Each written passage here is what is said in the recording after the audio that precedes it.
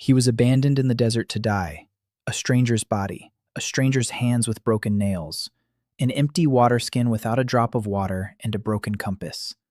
One night left before dying of thirst, and only a broken smartphone in the pocket of a stranger's robe, with a new icon that hadn't been there before. A drop of water on a green leaf. The first thing Daniel felt was sand in his mouth. Fine, sharp quartz crunched between his teeth like crushed glass. He inhaled and coughed. His lungs were on fire. The air burned his chest like a scorching rag. He rolled over and opened his eyes. The sky above him wasn't blue. It was white, bleached to the color of old bone. He raised his hand to shield his face and froze. The hand was someone else's. Thinner, darker. The fingers were longer. On the wrist was a white scar he'd never had. Daniel Song, 23 years old, a junior hydrologist from California, lying in the middle of the desert in a stranger's body. The last thing he remembers is the headlights of an oncoming truck on the highway through Death Valley. Then darkness. Then sand. He sits up. His head explodes with pain. It feels like a hammer striking thin sheet metal in his temples. He looks around. Dunes. Dunes in every direction. No road, no signpost, no tracks. 3 items lie nearby in the sand. An empty waterskin with a dried-out loop, a brass compass with a shattered glass face and a frozen pulda, a light linen robe, not his size. Daniel grabs the wineskin and turns it upside down. Not a drop. He shakes it over his palm, dry.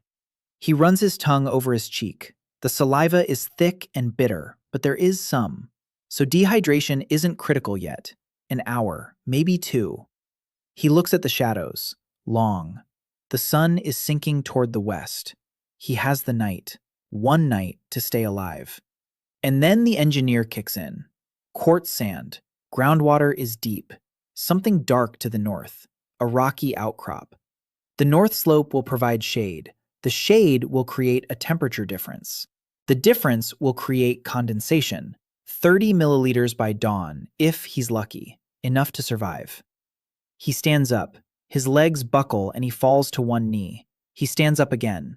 This body is weaker than his own. The arms are thinner. The chest is narrower.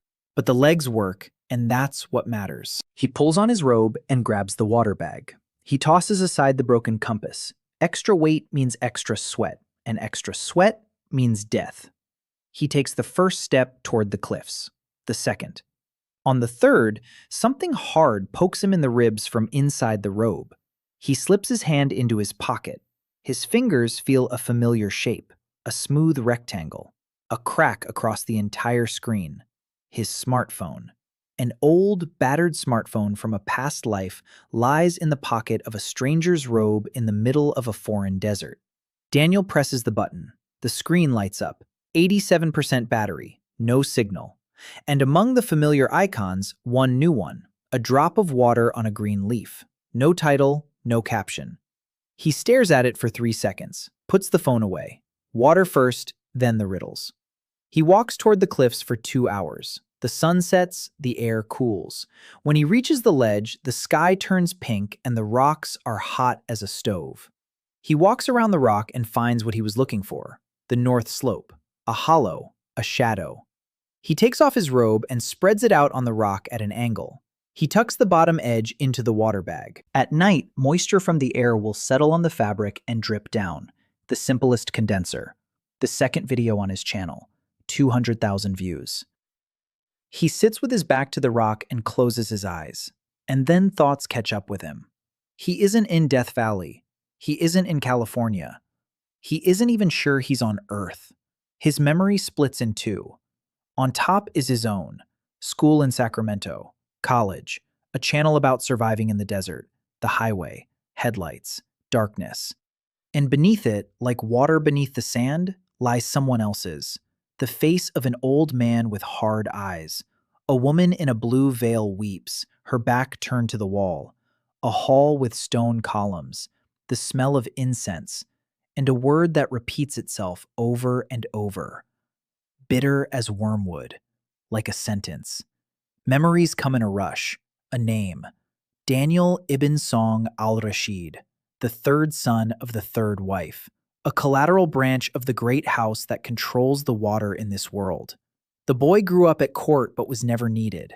Too quiet, too curious. He drew blueprints of pipes and canals, instead learning fencing. His older brother Kareem called him a wet rat in front of the servants. His mother died when he was 11, and the last memory of the body's former owner is the clearest. The council chamber. Kareem stands before his father and the 12 elders. His voice is steady, cold. He says that his younger brother has insulted the traditions of the house, that his aqueduct drawings are an encroachment on the sacred right of the water bearers, that by the law of blood, his place is in the dead heart. His father is silent. The elders nod, one after another. Daniel realizes that everything has been decided in advance. They grab him by the elbows and lead him out. The last thing he sees is Kareem's face. His brother isn't smiling. He isn't celebrating. He's just looking at him like a man who's crossed a line off his to-do list. Daniel opens his eyes. Stars. The sky has turned black, and stars are shining so brightly that he hasn't seen their likes even in the darkest corners of the desert. The air has cooled. Goosebumps cover his body. The temperature difference is huge, a good sign. The greater the difference, the more condensation. He checks his robe. The fabric is damp. Barely noticeable, but damp. Drops are trickling into the neck of the water bag. By dawn, there will be 30 milliliters. One sip between life and death. He pulls out his phone again. The screen flashes obscenely bright in the darkness. The drop icon glows with a soft green light. He touches it. The app opens. The interface is simple, almost primitive. An empty scale, moisture within a 1-meter radius, a soil analysis button. The start cycle button is gray and inactive. 10 milliliters of water required, and at the bottom, a small book icon with the number 412. He taps soil analysis. The screen flashes. Air humidity 11%, dew point 6 degrees, quartz sand 89%, clay 4%, organic matter 0.2%. The charge drops to 86.7, and then something inside him clicks into place. He understands this. This is his language. A dew point of 6 means that by 4 in the morning, the air will start releasing moisture to the rocks. 4% clay means there was a watercourse somewhere nearby. Organic matter means something grew here, a long time ago, maybe hundreds of years ago, but it grew. He looks at the second button. Start the cycle. Requires 10 milliliters. By morning, there will be 30 in the waterskin, 10 per cycle, 20 to survive. Will 20 be enough?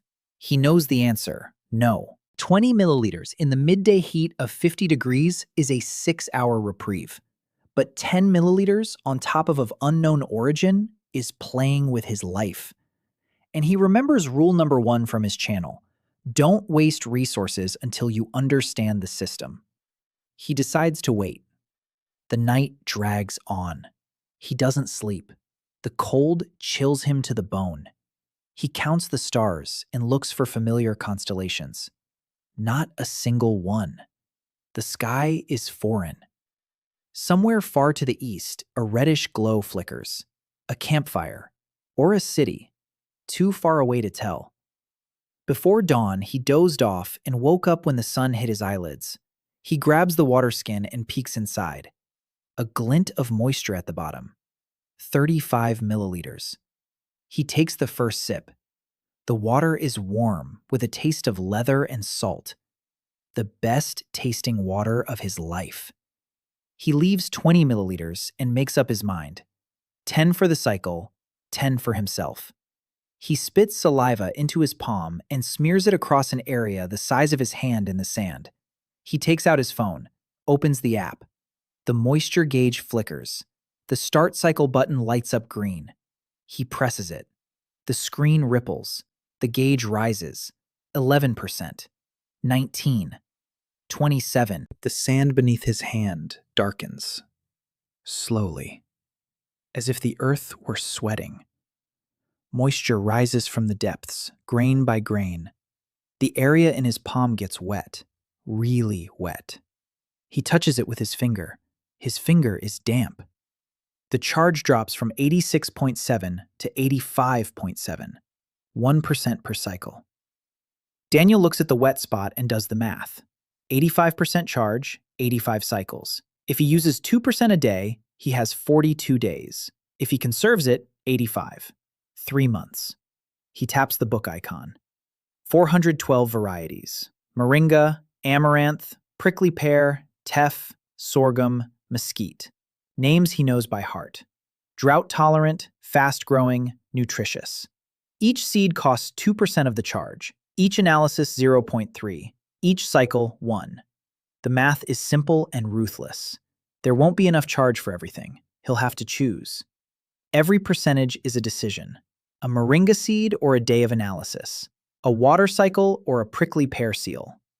He puts his phone away, looks at the wet sand, then at the horizon. Somewhere out there are people, caravans, tribes, cities, and the house of al-Rashid, which cast him out here to die. Daniel ibn Song al-Rashid, the third son of the third wife, stands up and heads north, toward the cliffs, toward the shade, toward life. The cliffs turned out to be closer than he thought. By the second day, Daniel found a crevice in the northern slope of a rocky outcrop, 3 men's heights deep. The shade inside was cool, not cold but bearable. He sat down on the stone floor and leaned against the wall. The waterskin was almost empty. The night condenser had given him another 30 milliliters at dawn, but he'd used up half of it just walking. Sweat, breathing. Every step on the sand under the sun cost him moisture. He knew this better than anyone in this world. The first thing he did in the crevice was run an analysis. 0.3% charge. The result made him sit up straighter. The humidity in the crevice was 23%, almost twice as much as outside. Clay content in the rock, 12%. Dew point, 9 degrees. And at the bottom of the screen, a line that wasn't there yesterday. Aquifer, depth, 7 meters. The arrow pointed down and slightly to the left. 7 meters. With a pickaxe and 3 workers, that's 2 days' work. He had neither a pickaxe nor workers. But 7 meters was a word that meant life. He didn't yet know how to get to that water, but he knew it was there. And that changed everything. Daniel spent the rest of the day setting up the crevice. He hung his robe across the entrance to trap the cool air at night. He found a flat rock and placed the waterskin on it, neck down at an angle. Condenser number 2. He examined the rocks around him and found 3 pieces of flint, sharp enough to cut fabric. He tore a strip from the hem of his robe and braided it into a rope. Trifles, details, things that meant nothing on their own, but together formed a system. He thought about the former owner of this body, Daniel ibn Song al-Rashid, the boy who drew aqueduct blueprints. His memory lay beneath the surface of his consciousness, like a library he could consult. Daniel reached toward it cautiously. The images came in fragments. An aqueduct, a long stone pipe from a mountain spring to the lower city. The former Daniel had calculated the angle of inclination and the diameter so that the water would flow by gravity without pumps. It was beautiful, truly beautiful. The boy was talented, perhaps more talented than Daniel himself. But he lived in a world where engineers were not needed. In a world where water is controlled not by those who find it, but by those who guard it. Daniel understood why Karim had gotten rid of his brother, not out of cruelty, out of fear. A man who can build a new aqueduct can also build a new well, and a new well means new power. Karim didn't want to kill his brother. He wanted to kill the idea. On the third day, Daniel made a decision that cost him 2% of his battery charge and 3 hours of sleep. He printed the first seed, Moringa oleifera, the tree of life. In his world, moringa grew in the driest regions of Africa and India. The leaves are edible, the seeds purify water, the bark heals. The roots go down up to 20 meters and draw water from places where other plants had long since given up. A single moringa tree is a pharmacy, a dining hall, and a water pump all in one trunk. He opened the seed library and clicked on moringa. The screen pulsed for 30 seconds. A seed appeared in the sand at his feet. Small, round, brown with a little wing. The real thing.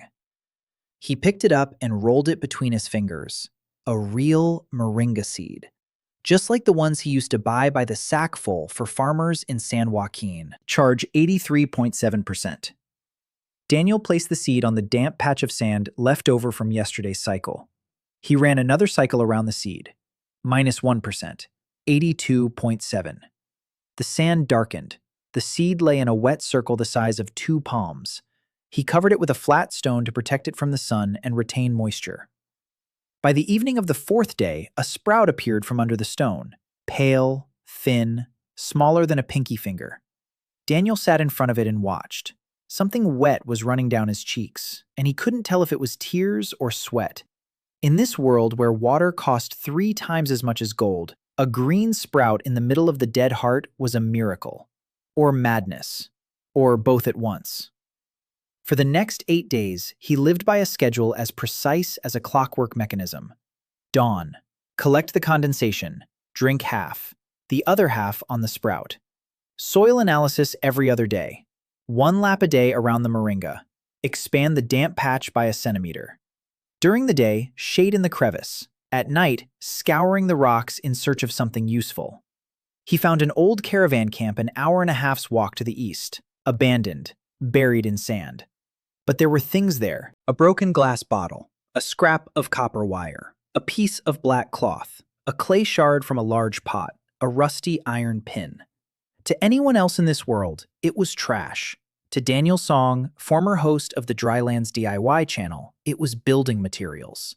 From the shard and the sand, he made a water filter. From the black cloth and the glass shard, a solar still. From the copper wire, a hook for a water bag. From the iron pin, a primitive chisel. Every item found its place. Every item worked. On the 12th day, he saw a caravan. Or rather, at first, he saw dust. A reddish cloud on the southwestern horizon, moving slowly and heavily. Then dots, camels, 5 or 6. Daniel stood atop a rocky outcrop and watched. The caravan wasn't heading toward him, it was passing by, 2 hours' walk to the south. But smaller figures were moving alongside the caravan. Many figures, people on foot, a tribe, nomads. He climbed back down into the crevice. His heart was pounding. People, living people. He could go out to them, ask for water, food, help, or he could stay. The moringa sprout was already 10 centimeters tall. The damp patch had spread to the size of a small rug. He had a system, a fragile one, tiny. But it worked. If he left, the sprout would dry up in 2 days. He stayed. The caravan passed by. But the next morning, 3 people came to his rocks, 2 men and an old man. They saw his tracks. The nomads of the Beni Safar tribe did not walk past tracks. The old man's name was Hamza. Daniel realized this later when he made sense of the guttural dialect that a stranger's memory was feeding him in fragments. Hamza was the chief, short, lean as a saxaul, with wrinkles as deep as cracks in clay, eyes the color of dark honey. He entered the crevice, saw the moringa sprout, and stopped. His 2 companions stood behind him. The silence lasted a long time. Hamza knelt before the sprout and ran his finger through the wet sand. He brought his finger to his lips. He tasted it. Water.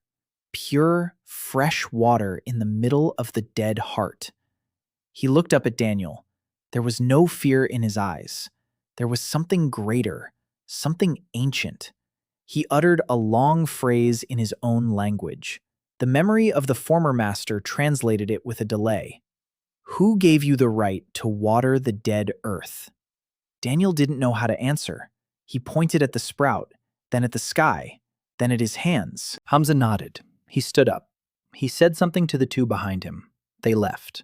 They returned an hour later with a camel on which a little girl was sitting, 5 years old, maybe younger. Her lips were cracked and bleeding. Her eyes were sunken. Her breathing was rapid and shallow.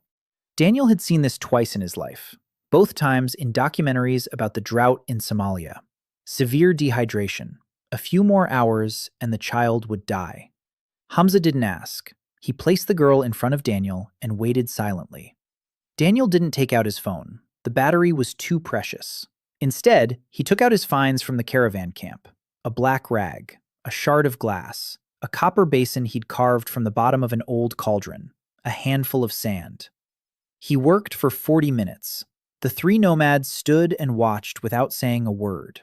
He soaked the sand with the only liquid available, camel urine, from a waterskin that one of Hamza's companions carried on his belt. He spread the wet sand on the rag. He placed the shard of glass on top at an angle. He set the copper basin underneath. A solar still. The sun heated the dark cloth. Moisture evaporated from the urine. Steam rose. It condensed on the glass. Clear droplets dripped into the basin. By noon, there were 200 milliliters of clear water in the basin. Odorless, tasteless, pure. Daniel lifted the girl and brought the basin to her lips. She drank greedily, choking and coughing. Water ran down her chin onto her chest, and every drop that fell onto the sand seemed like a loss. But the girl drank, and 10 minutes later, her breathing evened out. An hour later, she opened her eyes and looked at Daniel. 2 hours later, she smiled. Hamza stood motionless the whole time. He looked at the rag, at the glass, at the sand, at the urine that had turned to water. Then he slowly dropped to his knees, not before Daniel, before the basin. And he spoke words that a stranger's memory translated instantly. He who causes water to rise from the urine of a beast is no man. You must be the shadow of the prophet Yusuf, who has descended once more. Daniel wanted to reply that it was just high school physics, distillation, evaporation, and condensation. Any sixth grader in his world could explain it. But he looked at the child's face, at the smile that hadn't appeared in a week, at the old man kneeling before a copper basin of water extracted from camel urine. And he remained silent. Hamza took the girl away. He returned the next day with a waterskin of camel milk and a handful of dates. He placed them at the entrance to the crevice. He said one word: more. Daniel showed him how to assemble the still, slowly, step by step. Hamza memorized it. His companion memorized it. On the 4th day of the visit, Hamza brought 12 men from his tribe. Everyone looked at the moringa sprout, which by this point was already 20 centimeters tall. The leaves were small, but bright green. Green in the dead heart. Some of the nomads had never seen green leaves. They were born in the desert, raised on sand and stone, milk and meat, dates from the caravan trade. But never in their lives had they seen a green leaf on a living stem. One of the men reached out and touched the leaf with his fingertip. Then he pulled his hand back and pressed his finger to his lips. He stood like that for a minute. Hamza turned to Daniel. He uttered a long phrase, memory translated. They dug for 8 days. Daniel marked the spot based on the analysis data, exactly beneath the left wall of the crevice, at a 40-degree angle from the vertical, so the shaft would run diagonally and not collapse. The Beni Safar nomads didn't know what a shaft was. They knew wells, straight, vertical holes in the ground that generations had dug blindly, hoping for luck and praying. 9 out of 10 wells were dry. Daniel explained through fragments of language and gestures. Not straight down, sideways and down. The rock here is layered. If you hit it straight on, it will collapse. If you hit it at an angle, the layers support each like an arch. Hamza watched his hands as he drew in the sand. Then he nodded. They worked in shifts. 4 dug, 2 carried out the rock, and 2 rested. The chisel made from a rusty pin broke on the 2nd day. Daniel made a new one from a piece of flint tied to a stick with copper wire. Worse, slower, but it worked. The nomads struck the rock silently and rhythmically. They were used to hard work. They weren't used to work having a purpose. Before, they dug because maybe they'd get lucky. Now they dug because the man with the green sprout told them to dig here. On the 3rd day, one of the men named Saleh stopped and said it was pointless to continue. The rock had become harder. Their hands were covered in blood. The chisel dulled every hour. He said the prophet was wrong. Hamza looked silently at Saleh, then at Daniel. Daniel took out his phone. Minus 0.3%. Analysis. The aquifer is 3 meters below the current depth of the borehole. He showed the screen to Saleh. Saleh stared at the glowing, cracked glass and didn't understand a thing. The numbers were just patterns to him. but he saw Daniel confidently tap the wall of the tunnel with his finger and say one word. 3. 3 what? 3 meters. Saleh didn't know what a meter was. Daniel gestured with his hands, 3 times his height. Saleh looked at the wall, then at his broken hands, then back at the wall. He picked up the chisel and struck. On the 6th day, the rock changed. It became softer, darker. Clay began to emerge. The nomads perked up. Clay in the desert meant water. Everyone knew that. On the 7th day, the chisel sank into a void, and a thin stream began to flow from the wall. Brown, murky, warm, salty. Daniel tasted it on his tongue and spat it out. Salty. Not deadly, but undrinkable. The nomads stood in the shaft and watched the trickle with the faces of people who had been deceived. There was water, but the water was bad. Daniel didn't look disappointed. He looked focused. He knew that the first layer is often brackish, mineralization from the rocks the water had passed through for centuries. He needed a filter, or the second layer, or both. He asked Hamza to wait. He assembled a filtration system out of 3 items: a clay pot with holes in the bottom, a layer of fine sand, a layer of charcoal. He had made the charcoal the day before. He had burned the remains of some shrub Hamza had brought with him. Charcoal from desert Saxol, fragile but porous. Daniel ran the salty water through the filter. The first batch came out cloudy. The second was cleaner. The third was almost clear. He tasted it. Salty, but tolerable. Not ideal, but drinkable. He handed the pot to Hamza. The old man tasted it. His expression didn't change. He passed the pot to Salih. Salih took a sip and froze. Then he took a second, a third, a fourth. Hamza gently took the pot from his hands. Salih stood in the dimly lit shaft with wet lips, clenching his fists. Not out of anger, out of something he couldn't name, and for which there was no word in his language. Water was rationed. The filter produced about 8 liters a day. With the condensers and the distiller, got 12. For 13 people, that was less than a liter each. Not much, but enough not to die. Enough to get started. Daniel spent 1% of his charge per day on cycles around the moringa. The tree was growing. By the end of the 3rd week, it was knee-high. The roots reached down, greedily clinging to every drop. The moringa needed no care. It was made for places like this. A month later, the tree was waist-high and producing its first edible leaves. Bitter, filling, nutritious. Daniel showed Hamza how to prepare them. Rinse, grind, mix with date paste. The result was a thick porridge with a strange taste, but one that kept a person going all day. The nomads ate in silence. Some grimaced. One guy spat out the first spoonful. But on the 2nd day, he ate 2 servings. On the 3rd, he asked for seconds. The green porridge, made from the leaves of a tree that wasn't supposed to grow in the dead heart, became the first dish of an oasis that didn't yet exist. On the 30th day, Layla arrived. Daniel was fiddling with the filter when Hamza brought her in. A young woman in her early 2s, slender, quiet. Her dark eyes were fixed on the ground. She wore a long hoodie, zipped all the way up despite the heat. She held her left shoulder in a strange way, as if protecting it. Hamza said he'd found her 2 days' journey to the south. She was walking alone, without water, without food. According to him, she should have died yesterday. Daniel gave her water, filtered, almost fresh. She drank slowly, in small sips.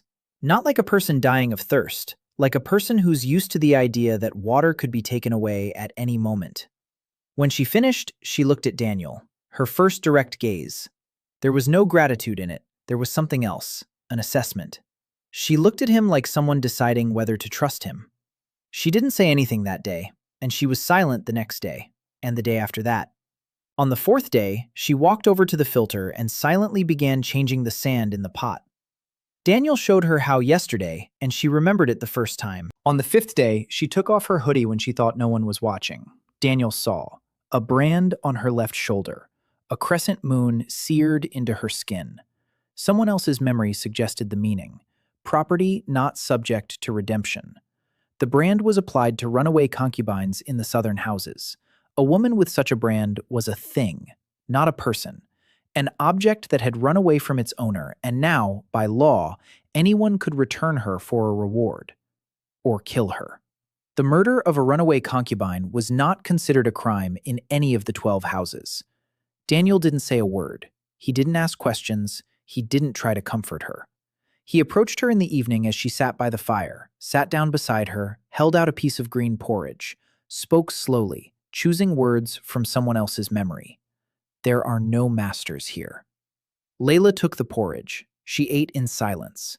But the next morning she was already standing by the filter when he woke up, changing the sand, without being asked. The second month began with Daniel arguing with his own phone. Not really. He sat at dawn in front of the screen and counted. 79.4%. The seed library showed 412 species. Each cost 2%. If he had printed every seed, he would have had enough for 39 species and then silence. A dark screen. But he didn't need 39 species. He needed the right 5. He opened the library and began flipping through the pages. Amaranth, fast-growing, edible leaves and grains, survives on minimal water, matures in 40 days. The ideal crop for hungry people. Opuntia, a cactus, stores water in its stems. The fruits are edible. The spines can be used as needles. Grows on anything. Teff, a grain from Ethiopia, the smallest grain in the world. Harvest in 2 months. Teff flower keeps for a year. Mesquite, a wall tree, thorns as long as a finger, grows into a wall in 3 weeks if there is water. An impenetrable living fence, wood as strong as iron. Sorghum, grain for porridge and livestock feed, 4 meters tall, deep roots. The shade from the stalks protects the soil. 5 varieties, 10% of the charge, plus cycles for each, plus analyses. He estimated the consumption. In the second month, he'll use about 15%. That leaves 64. A lot. But the further he goes, the more he'll need. The map of underground veins he hadn't yet uncovered cost 5% per minute. 1 minute of scanning is 5 cycles, or 2.5 seeds. The math had him by the throat every day. He harvested 5 seeds in 2 days, minus 10%, 69.4. He planted amaranth next to the moringa, prickly pear on the sunny side of the crevice, teff and sorghum in 2 rows on the damp patch that by now had grown to the size of a small room. He stuck into the sand 30 paces south of the camp, where they would come from, if they came. Every day he ran 1 cycle, sometimes 2 if the humidity was high at night and the air gave more. The plants grew, not fast, not miraculously, slowly and stubbornly, as drought-tolerant crops are supposed to. Amaranth began to creep upward on the 3rd day. The prickly pear produced its first flat leaf a week later. Teff broke through with a tuft of thin green threads. The sorghum stood as a stubborn, solitary stalk. Mesquite grew faster than all the rest. In 2 weeks, it was a knee-high bush with needles that tore through fabric like a razor. The nomads had different attitudes toward the plants. Hamza looked at them with the same quiet reverence with which he looked at the basin of distilled water. For him, it was a continuation of the miracle. Salih took a more practical approach. He saw food, grain, flour, a supply for the winter. He was the first to start tending the amaranth patch without Daniel's instructions. He would simply come in the morning and clear away the sand that the wind had blown in overnight. Layla didn't go near the garden beds. She took care of the water. Filters, distillers, collecting condensate, silently and precisely. She memorized every movement the first time she saw it. Daniel showed her how to check the water's purity by its clarity and taste. She nodded. She did it. She didn't ask questions, but one evening she approached him and asked, "Why do you know all this?" Daniel froze. The question was simple, but the answer was not. He couldn't tell her about California, about YouTube, about drip irrigation in the San Joaquin Valley. To her, those would be words in an unknown language from an unknown world. He thought for a moment and answered slowly. In my old home, there were people who spent their whole lives studying water, how it flows, how it hides, how to return it to the earth. They taught me. Layla looked at him for a long time. Then she nodded. She didn't ask any more questions. But from that day on, she began to learn not just to repeat. She started asking why. Why coal of exactly this size? Why fine sand and not coarse? Why the filter is angled and not straight? Daniel answered every question, in detail, patiently, just as he explained to farmers in his videos, only without a camera. On the 45th day, two things happened. The first was good. The amaranth yielded its first harvest, small reddish grains, a handful, no more. But Daniel ground them into flour, mixed it with water, and baked a flatbread the size of his palm on a flat stone. He broke it into 14 pieces, one for every resident of Al-Hayya. The piece was tiny, 2 bites, but Saleh chewed his piece with his eyes closed. A young man named Tariq pressed his to his nose and sniffed it before eating. Hamza placed his piece in front of his granddaughter, the girl whose name Daniel had only learned yesterday, Yasmin. She took a bite and froze. The taste of bread. She didn't know that taste. She was born in the desert. She ate meat and milk and dates, never bread.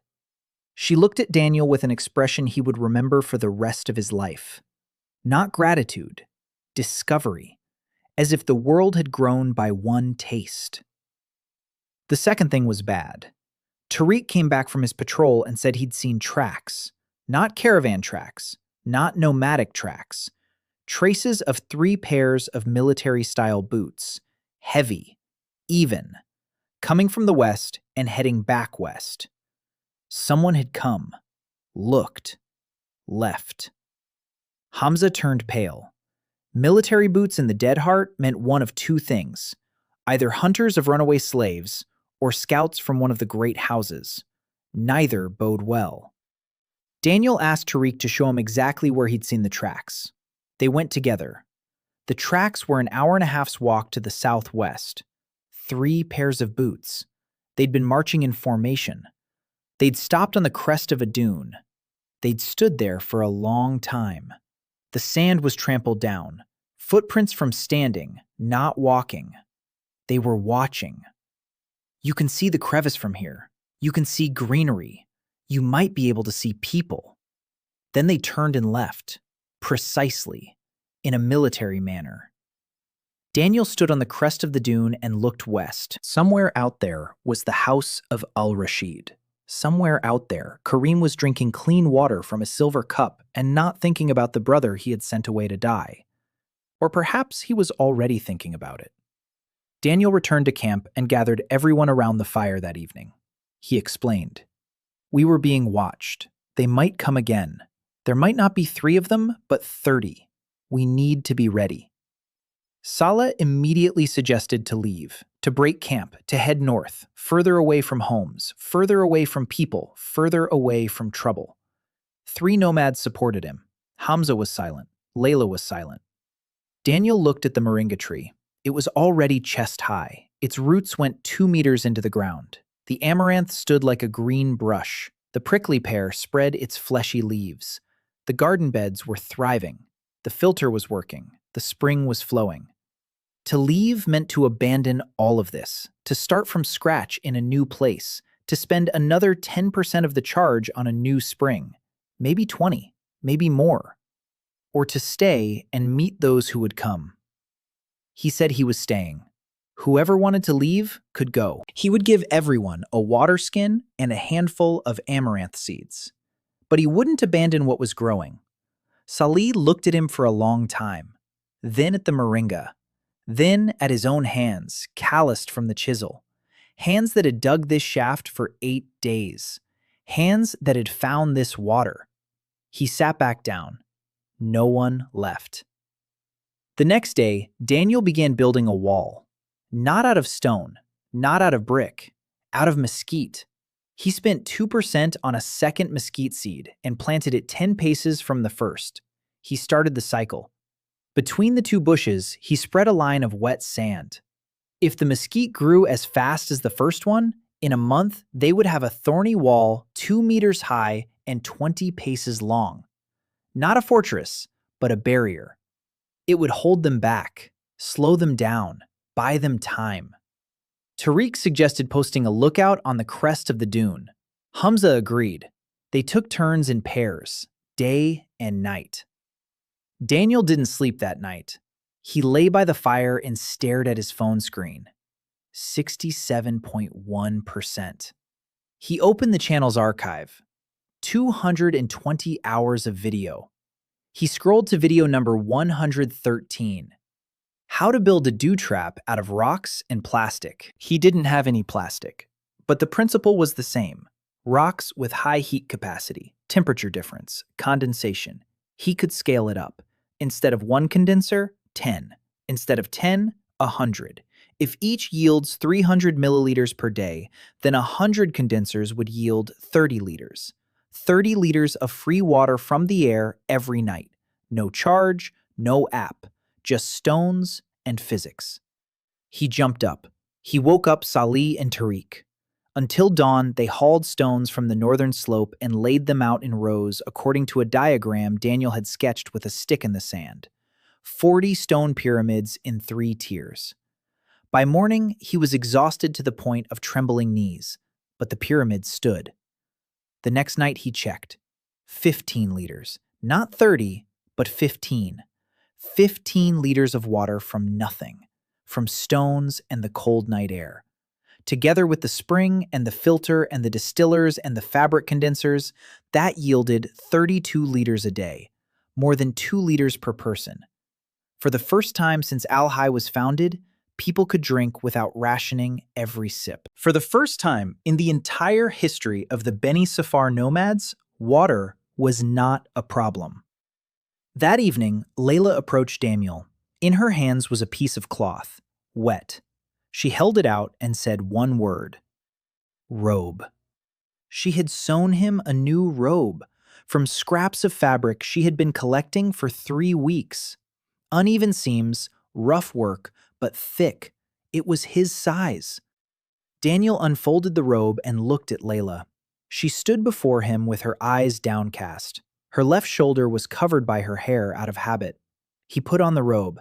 He sat down, pulled it tight, didn't bother to smooth it out, but simply nodded and said, "Thanks, bro." Layla raised her head. Bro. The word was unfamiliar. Daniel froze. The word had slipped out before his brain could stop it. A California reflex. The automatic, "Thanks, bro," he said to everyone. The cashier at the store, the delivery guy, a coworker. Layla asked what it meant. Daniel opened his mouth, then closed it. Opened it again. It's a greeting from my old home. It means..." He thought for a moment. What does it even mean? He'd never thought about it before. Bro. Brother. But not a blood brother. A brother in what? In closeness. In the fact that you're there. Layla nodded. She repeated it quietly. Bro. Then she left. The next morning, Salih walked up to Daniel and instead of saying hello, he said, "Bro." Daniel choked on his water. By evening, the whole tribe was saying bro. Hamza pronounced the word with such solemn dignity as if he were reciting a prayer. Tariq slipped it into every other sentence. The 3rd month brought people. Not the ones Daniel had been expecting. Others. The first to arrive was a boy of about 10, alone, barefoot, with burned soles. Tariq had found him on his morning rounds. The boy was lying face down in the sand 300 paces from the camp. He was breathing, but he wasn't moving. Tariq carried him in his arms. They gave him water, porridge, shade. By evening, the boy had come to and started talking. His name was Rami. He had been walking for 3 days, from a caravan that had been raided by nomadic jackals 2 days' journey to the southwest. The caravan drivers were killed. The goods were taken. Rami hid under a dead camel and lay there until nightfall. Then he set off. Any which way. He walked for 3 nights. During the day, he lay in the shade of the dunes. He saw a green spot on the horizon and walked toward it. 2 days later, 3 more people arrived. A woman with 2 children. Her husband had died on that same caravan. She carried the younger one in her arms, and the older one walked on his own. 6 years old. His feet were worn down to the flesh. Silent. Not a single tear. Daniel looked at this boy and thought about the videos he'd filmed in California. About garden beds. About filters. About drip irrigation. He thought he was teaching people useful things, skills for gardeners and farmers. Now those skills stood between life and death for a 6-year-old child with bare feet in the desert. By the end of the first week of the third month, 20 people were living in Al-Haya. By the end of the second, 25. Rumors spread through the desert faster than the wind. A green spot in the dead heart. Water. Food. A man who doesn't charge a fee. People came. Runaway slaves with brands on various parts of their bodies. Deserters from the caravan guard. Old people whose families had abandoned them because they were one too many mouths to feed and water was scarce. Women with children. Women without children. Men with scars. Men without scars, but with eyes in which something dead rippled. Everyone brought their own story. Every story was about water, about its scarcity, about what it means to live in a world where a sip is worth more than life itself. Daniel turned no one away. That was the rule, the only rule he had established on the first day and never changed. No one leaves with an empty waterskin. But the math was crushing. 32 liters for 25 people is 1.28 liters per person. Not enough. On the edge. We need more water. We need more food. We need more of everything. On the 60th day, he used 5% of his battery and opened the feature he'd been putting off since day one. The map of underground veins. The screen flickered, the phone's camera turned on, and lines appeared over the real world. Thin, blue, pulsating lines. Underground waterways. Daniel slowly turned in place, holding the phone in front of him. The lines were everywhere, as thin as hair, sparse, far apart. But they were there. Water flowed beneath the desert. Deep, 15 meters, 20, 30, too deep to dig by hand. But one line was thicker than the others. It ran north to south 400 paces from the camp. Depth, 11 meters. Flow rate. He looked closer. The flow rate was greater than that of the spring in the crevice. Twice as much. Maybe 3 times. It was a real underground stream. The charge dropped from 62.1 to 57.1 in 1 minute of scanning. 5%. Expensive. Very expensive. But he saw what he needed. A second spring. More powerful than the first. 400 paces away. 11 meters down. He closed the app and put his phone away. 57.1%. More than half the charge was gone in 2 months. And then he saw something else. A second before the camera turned off, at far edge of the screen, a thick line, not blue, red, running southeast and down, deep down, 30 meters, 40, deeper than the app could show. The line extended beyond a kilometer's radius, and the app had marked it red. Red. Not blue like water. Red. He didn't know what it meant. Not yet, anyway. He put his phone away and went to mark out the spot for a new well. They started digging the next day. 12 men in shifts. This time they had more tools. In 2 months, Salih had become a true stonemason. He had carved 4 chisels of different sizes out of flint. Tarek had woven a system of ropes to haul up the rock. Hamza directed the shifts with the precision of a military commander. Daniel had only indicated the direction and angle. The rest, they did themselves. On the 3rd day of digging, Yuna Cho arrived. Daniel was digging alongside everyone else when Tarek shouted from the lookout post. "Someone's coming, from the west, 1 person, fast." Daniel climbed out of the shaft and saw a figure on the crest of the nearest dune. Tall, thin, long black hair, two curved blades at the belt. The figure wasn't heading toward them, she was running from someone. Daniel looked further west. Half a kilometer, 5 more were moving. On horseback, fast. They were catching up. The figure stumbled and fell, got up, ran again, but slower. The left leg was buckling, wounded. Daniel didn't think. His body made the decision before his brain did. He ran. Salih shouted after him. Daniel didn't stop. He ran through the sand, heavily and slowly, sinking ankle-deep with every step. 300 paces to the figure. 200. 100. He saw the face. A young woman, 4, maybe 25 years old. A scar across her left eyebrow. Eyes wild with pain and anger. Blood on her left thigh. An arrow wound. A shard of the shaft jutted out of the fabric of her pants. She saw him and raised her blade. Her right hand. Her left hand hung limply. He stopped, raised his hands, showed her his empty palms. She stared at him for 3 seconds. Then she looked behind him, at the green patch, at the trees, at the people. Her eyes widened. She lowered her blade. The horsemen were already 200 paces away. Daniel turned toward them. 5 men on short desert horses, leather armor, light spears, an insignia on the first horseman's shoulder, a crescent moon and a saber. The memory of his former master told him. Mercenaries of the House of al-Rashid, Karim's men. The first rider stopped his horse 30 paces away. He looked Daniel over. Green plantings behind him. People. He shouted in the dialect of the western lands. Hand over the woman. She ran away from her contract. There's a bounty on her head.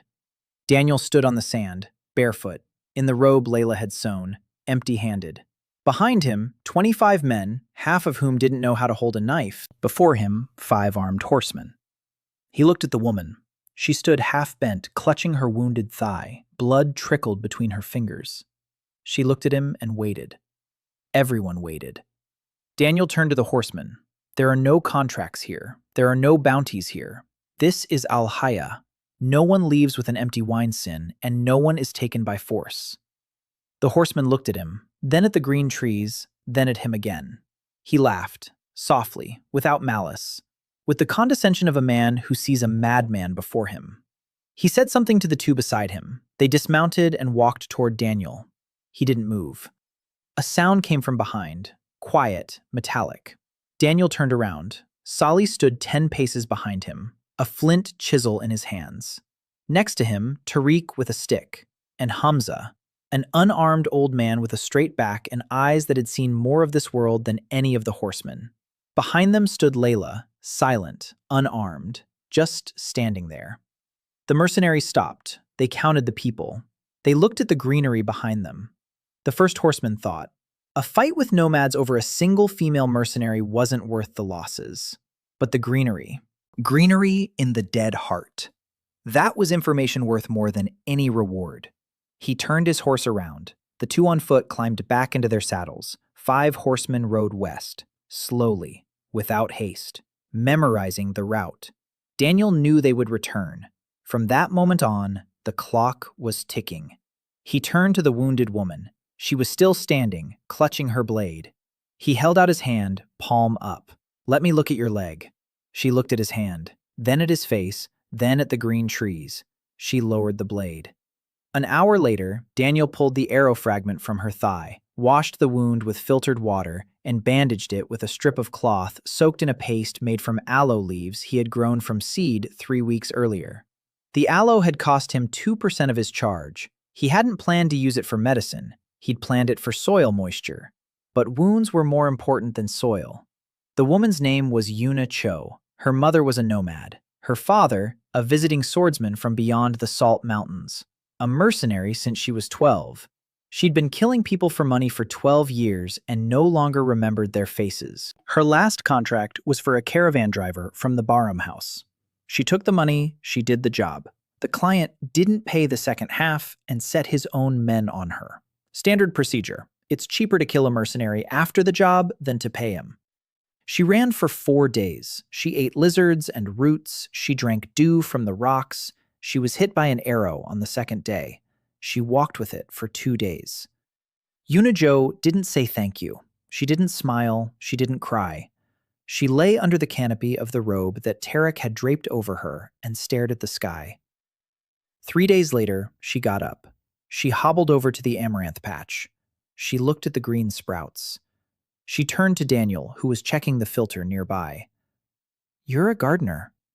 Not a question, a statement. Daniel nodded. She snorted. For the first time in 12 years, the mercenary's face expressed something other than calculation. Surprise. Genuine surprise that a man of his age, in the middle of the most dangerous place in the world, was tending plants instead of sharpening weapons. From that day on, she called him the gardener. Only that, never by name. On the 10th day after Yuna's arrival, Daniel opened the second shaft. 11 meters. They were digging faster now. The tools were better. The people were stronger. Nutritious porridge and clean water worked wonders on bodies that had lived on the brink of starvation for years. On the 4th day of digging, Daniel stood at the edge of the shaft and counted the people. 30. 30 people. In 2.5 months. 30 people had come from the desert and stayed. Each carried something: skill, pain, hope. An old woman named Fatima knew her herbs. She could name 70 plants of Shar Karun by the scent of their roots. She eyed Daniel's garden beds with suspicion and declared loudly that the witch's glass in his hands would attract the attention of dark spirits. 3 women listened to her intently. A young man named Reza, a former mercenary from the caravan guard, suggested imposing a tax on entry to the oasis. Whoever comes pays with water or labor. Whoever doesn't pay doesn't enter. Daniel refused. Reza argued, at length, heatedly. The oasis must be protected. Open gates are an invitation to enemies. Free water is a death sentence. Daniel listened. He understood the logic. He saw in it the same fear that drove the great houses. Control. A wall. Friends and foes. He said no. Water would cost nothing. The work was voluntary. Whoever wanted to help would help. Whoever didn't want to would drink and leave. Reza fell silent, but he didn't agree. Daniel could see it in his eyes. Within the small community smoldered a question that would burn for a long time to come. Who are we? A refuge for everyone, or a family behind the wall?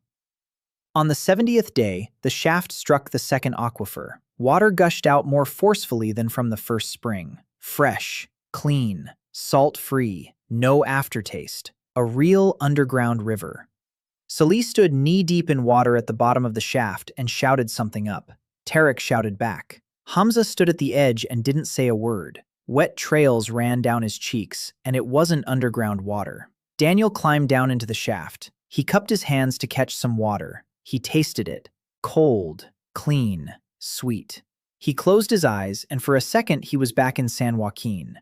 He was standing under a drip irrigation system on Miguel Ramirez's farm, drinking from a hose after 10 hours of work under the sun.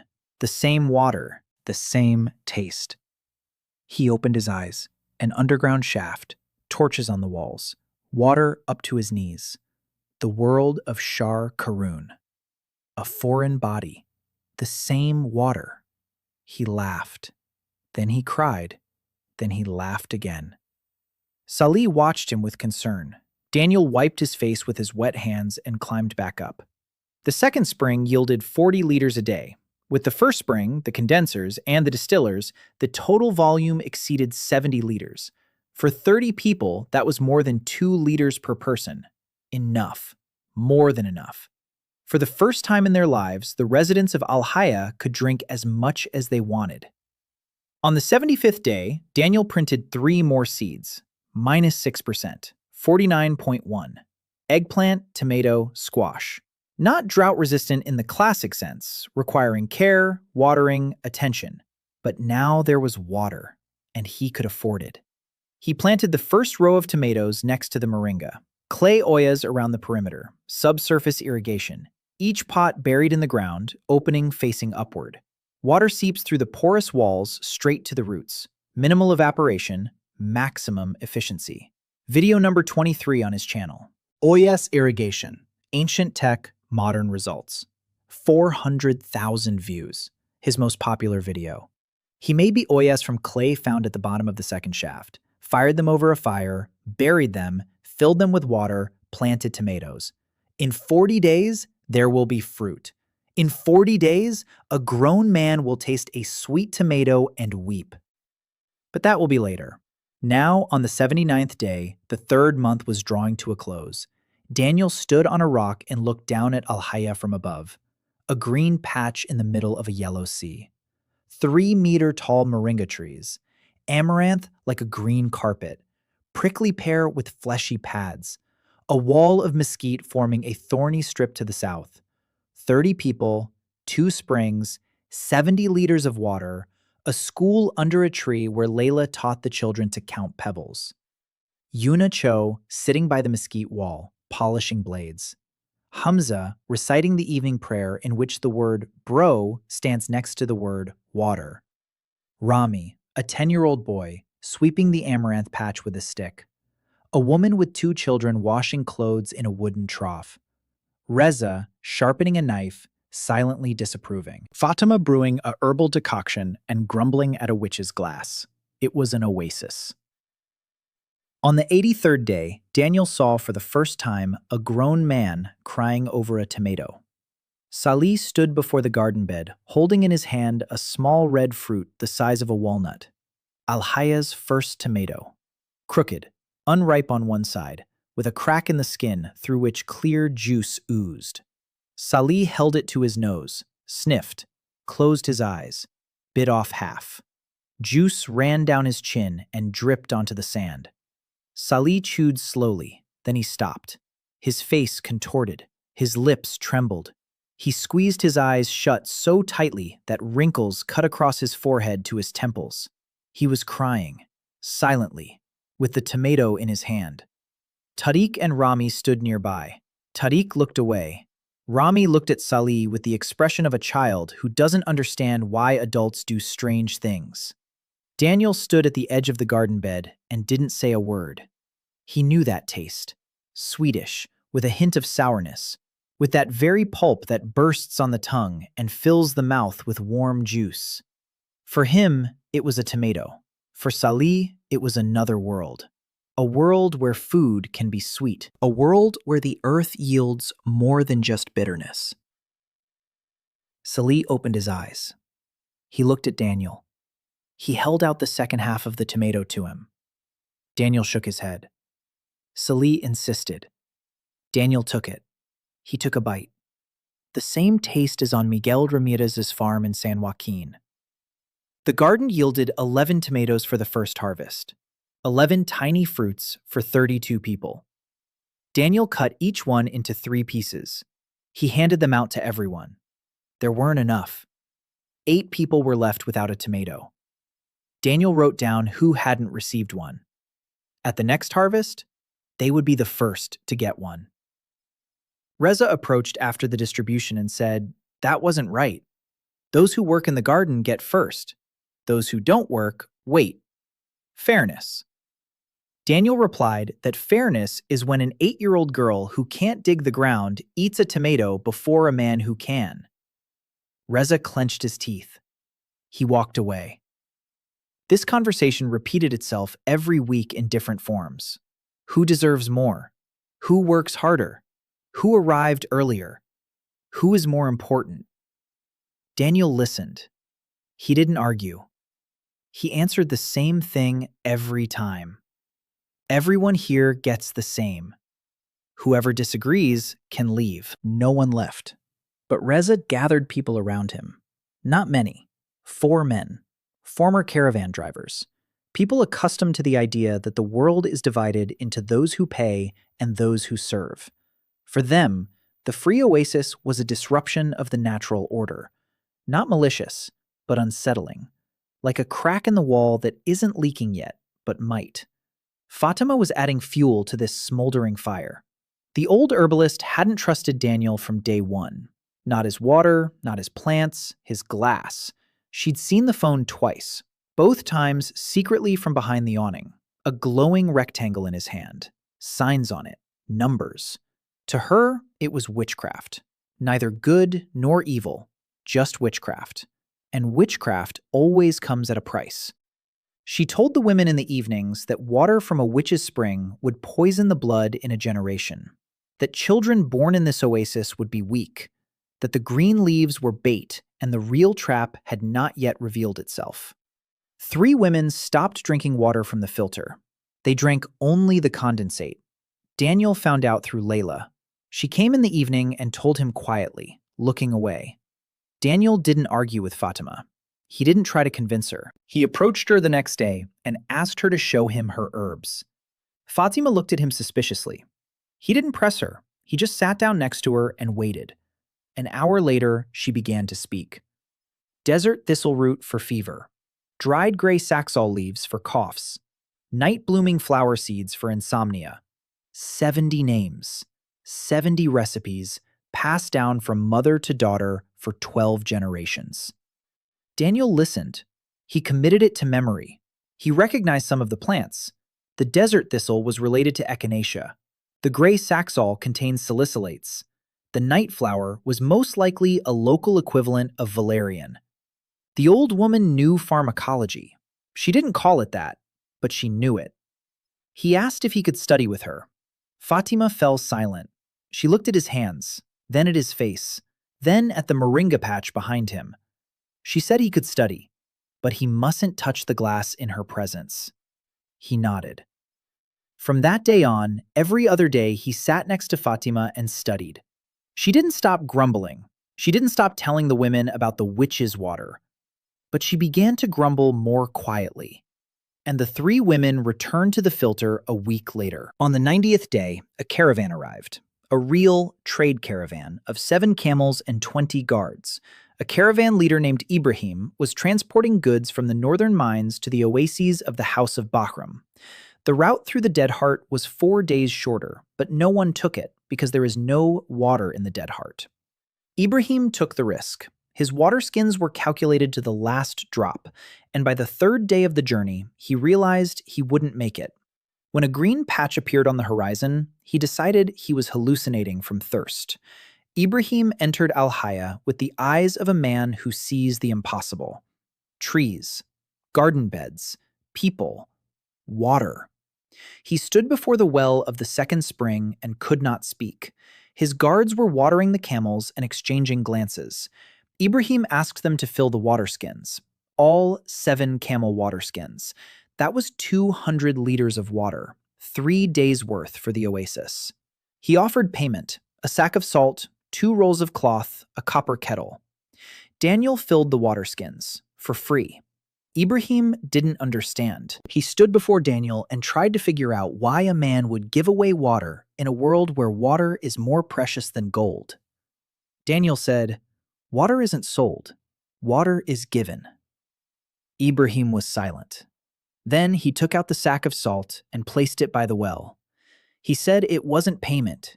It was a gift. Daniel accepted it. He needed salt, desperately. The filter removed the salt from the water, but people's bodies needed salt. Ibrahim left the next morning, with full waterskins, with a story he would tell at every stop all the way to the House of Bahram.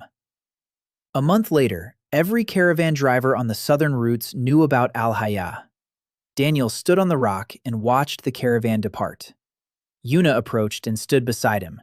She was limping less and less. The wound was healing. The aloe was working. "You realize what the gardener did?" Daniel turned around. Yuna wasn't smiling. "You gave water to the caravan. The caravan driver will tell everyone. In 2 months, it won't be runaway slaves coming here. The great houses will come here." Daniel knew. He knew it when he was filling the waterskins. He knew that every sip of free water was a signal fire, a beacon in the desert, an invitation to those who want to take. He could have kept quiet, fill the waterskins halfway, take the payment, make sure Ibrahim didn't say anything he shouldn't. But then Al-Haya would become exactly what Reza wanted, a fortress behind a wall, a sealed well, exactly what the great houses were. He said no to that on the first day. He'll say no today too, even if it means the enemies find out. Yuna looked at him. She shook her head. "You're either the smartest person I've ever met or the dumbest." Daniel smirked. He replied that it was one and the same. Una snorted, but she didn't leave. She stood nearby and looked west, toward where they would come from. On the 95th day, Daniel gathered the evening council, 35 people, everyone, including the children. He stood before the fire and spoke slowly, choosing his words carefully. The oasis is growing. There will be more people. There is enough water. There is more food. But soon, those who want to take it will come. We need to be ready. Not for war, for a peace that is stronger than war. Reza grimaced. A peace stronger than war. Fine words, but a spear in the ribs understands any language. Daniel didn't argue. He turned to Una. Una, how many people does it take to defend the oasis against a squad of 20 horsemen? Una thought, 10 trained fighters, or 50 untrained ones. We have neither. Daniel nodded. So we won't fight. He looked at the mesquite wall. In 3 months, 2 bushes had turned into a strip of thorny shrubbery 40 paces long and 2 meters high. Impassable. Thorns as long as a finger. The wood is strong. Anyone who tries to pass through it will leave their clothes and skin on the thorns. He explained the plan. A mesquite wall around the entire oasis. Not a fence, not a fortress, a hedge, a single ring. One entrance, narrow, controlled, but open. Always open. Anyone can enter, no one can break in on horseback. Horses won't go through the mesquite. Men in armor won't squeeze through the thorns. A squad of 20 horsemen will become a squad of 20 foot soldiers marching in single file through the narrow passage. And in that passage, water would be waiting for them. Free, cold, clean. Reza looked at him. Understanding slowly dawned on his face. Not agreement, but understanding. Una narrowed her eyes. She liked the plan. Not all of it, but she really liked the part about the narrow passage. Daniel had spent 4% of his charge on 2 mesquite seeds and 2 cycles. 45.1%. 4 new growth points. In a month, the wall would close the loop. In 2 months, it would become impassable. Time was on his side. Unless the enemy arrived too soon. On the 98th day, Layla came to him at night. He was sitting by the dying fire, calculating his charge consumption for the next day. She sat down beside him, silently, for a long time. He didn't rush her. She spoke, quietly, without preamble. She said she wanted to show him something. She turned her back to him, slowly pulled the edge of her hoodie off her left shoulder. A brand. A crescent moon seared into her skin. He'd seen it before, just a glimpse. Now he saw it in its entirety. The scar was deep, rough. The skin was taut and glistened in the light of the coals. Daniel didn't gasp. He didn't look away. He didn't utter a single word of comfort. Silently, he took out a clay bowl that had been standing behind him. A mixture had been steeping in it for a month. Prickly pear juice, soda from ash from moringa leaves, a gentle exfoliant that in 6 months would lighten the brand to a pale scar. He dipped a piece of clean cloth into the mixture, sat down beside her, spoke softly. Today we'll just check if it stings. If it does, I'll make it with a different proportion of soda. Give me your hand. Layla held out her hand. He gently placed the cloth on the edge of the scar. He waited. She didn't flinch. It doesn't burn. He carefully ran the cloth over the scar, slowly, intently, with the face of an engineer solving a problem. Not the face of a man beside a woman. The face of a man who knows what he's doing and does it well. Layla was crying, silently. Tears streamed down her cheeks and she didn't wipe them away. Not from pain, not from gratitude, from something that had no name in the language she knew. He finished, removed the cloth, covered the bowl. He looked at her. He said, "This will take a long time, every evening. I'll do it myself because I'm a better chemist than any doctor around here. This isn't a brand that can be erased, Layla. It's just that I want to spend every evening of this year with you." Layla looked at him. Her eyes were wet, dark, deep. She said nothing. She stood up, She adjusted her hoodie. She left. The next evening, she came back. And the next, and the one after that. Every evening. Without words, without asking, she just sat down next to him and bared her shoulder. And every evening, Daniel would take out the bowl and the cloth and work. Quietly, intently, like an engineer, like a chemist, like a man who had found a task worth spending his time on. The third month ended. The fourth month began with 3 caravans in a single week. The first caravan brought copper ore and news. The House of Bahram had doubled the price of water from their wells. Nomadic tribes who couldn't pay headed east toward the Dead Heart. Rumors circulated about a green spot. The caravan driver asked Daniel if it was true that water was free here. Daniel filled his waterskins. The caravan driver left 20 pounds of copper. Not payment, a gift. A second caravan brought cloth and 5 new residents. A family from the city of Ash-Shark on the border of the House of Sultan's lands. A father, a mother, and 3 children. The father was a potter. His workshop had been shut down because the water for mixing the clay had come to cost more than the finished pot. He carried his tools on his back, molds, scrapers, a wooden wheel. Daniel looked at those tools with the expression of a man who had been given the key to a door he'd been dreaming of for a month. A potter. He needed a potter. The pots he made himself from unfired clay cracked after 2 weeks. A potter could make real ones, durable, with the right porosity. He led the man to the clay deposit at the bottom of the second shaft and explained what was needed. Pots with thin walls, porous, buried in the ground. Water seeps through the walls to the roots. The potter, named Kasim, listened and nodded. He understood the principle. He didn't know the word oyas, but he understood that a pot could be not just a vessel, but an irrigation system. A week later, Kasim made the first 20 oyas, even, smooth, with perfect wall thickness.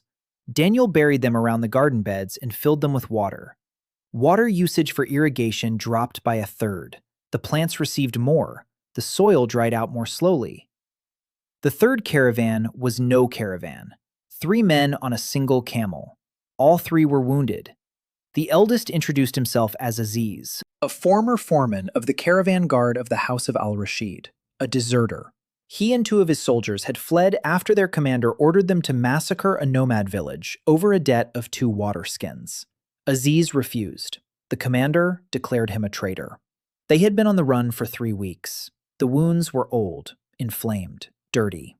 Nari Park hadn't arrived yet, and there was no one to treat them. Daniel cleaned the wounds. Aloe, filtered water, bandages made from cloth left behind by the second caravan. A week later, Aziz was back on his feet. He walked up to Daniel, looked him in the eyes, said, "I'm a squad leader. My 2 men know how to use a spear and a sword. If you need fighters, we're here." Daniel nodded. Yuna assessed them that same day, silently. She watched how they moved, how they held their weapons, how they stood.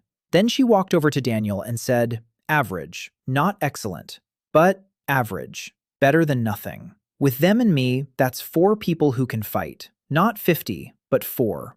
Daniel reminded her of the mosquito wall. Yuna looked at the wall. It had grown over the past month. The ring was almost closed. There was still a 15-step opening on the north side. An entrance. Yuna walked along the wall. She touched the thorns. She tried to push through the bush. She pulled her hand back. Blood on her fingers. All right, the wall will do. But the wall doesn't kill. The wall delays. We need something else. Daniel said he had something else, but that takes time. Yuna didn't ask what exactly. She had learned to wait. On the 110th day, Daniel received 2 assistants he hadn't expected. Tarek came in the morning and said he wanted to learn how to make condensers. Not just to place stones according to the diagram Daniel had drawn, to understand why the stones had to be exactly that size, why exactly 3 tiers, why the angle of inclination was this way and not another. Daniel sat down with him and explained for 2 hours. Dew point, the heat capacity of stone, surface area, and the rate of condensation. Tarek didn't know these words, but He knew stones. He grew up among stones, slept on stones, built shelters from the wind out of stones. He understood stones better than Daniel did. When Daniel explained the principle, Tariq nodded and said, "Then the dark stones from the river are better. They're hotter during the day and colder at night." Daniel froze. Tariq was right. Basalt has a higher heat capacity than sandstone. Tariq didn't know the word basalt, but he knew dark stones. Daniel laughed. For the first time in 3 months, he truly laughed. Tariq didn't understand why, but he smiled back. Yasmin became the second assistant, Hamza's daughter, the very same girl he had given water from the solar distiller. She was 5, small, slender, with a wild look in her eyes and a habit of crouching by the garden beds and watching the stalks grow. She didn't speak to Daniel. She watched. Every day from dawn until noon, she sat nearby and watched what he was doing. How he checked the filter. How he gauged the moisture by the soil's appearance.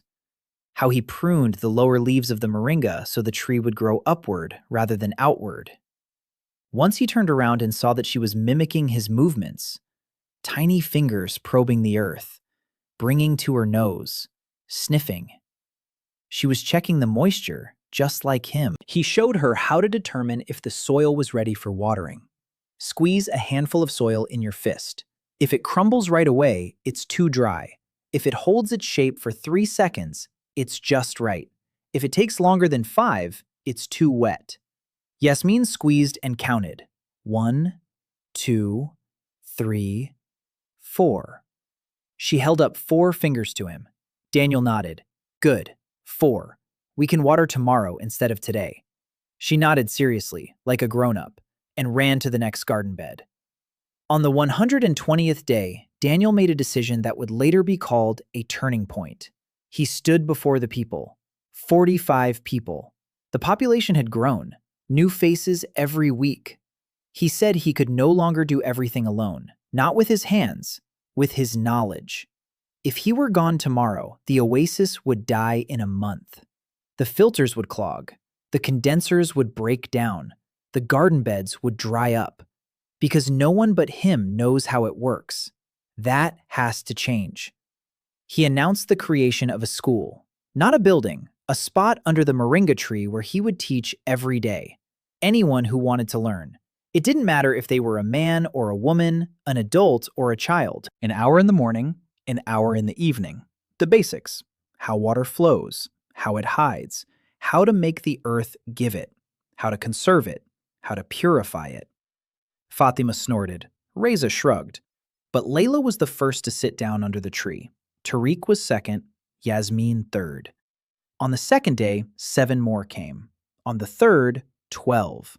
By the end of the week, there wasn't enough room under the moringa tree. Daniel taught just as he had on the Drylands DIY channel, simply, visually, with examples. No formulas, no theory, just practice. Take a stone. Place it like this. Overnight, there's water here. Why? Because at night, the air releases moisture to the cold stone. How? The temperature drops. The air can't hold as much water as it did during the day. The excess water settles on the stone. That's condensation. Remember that word.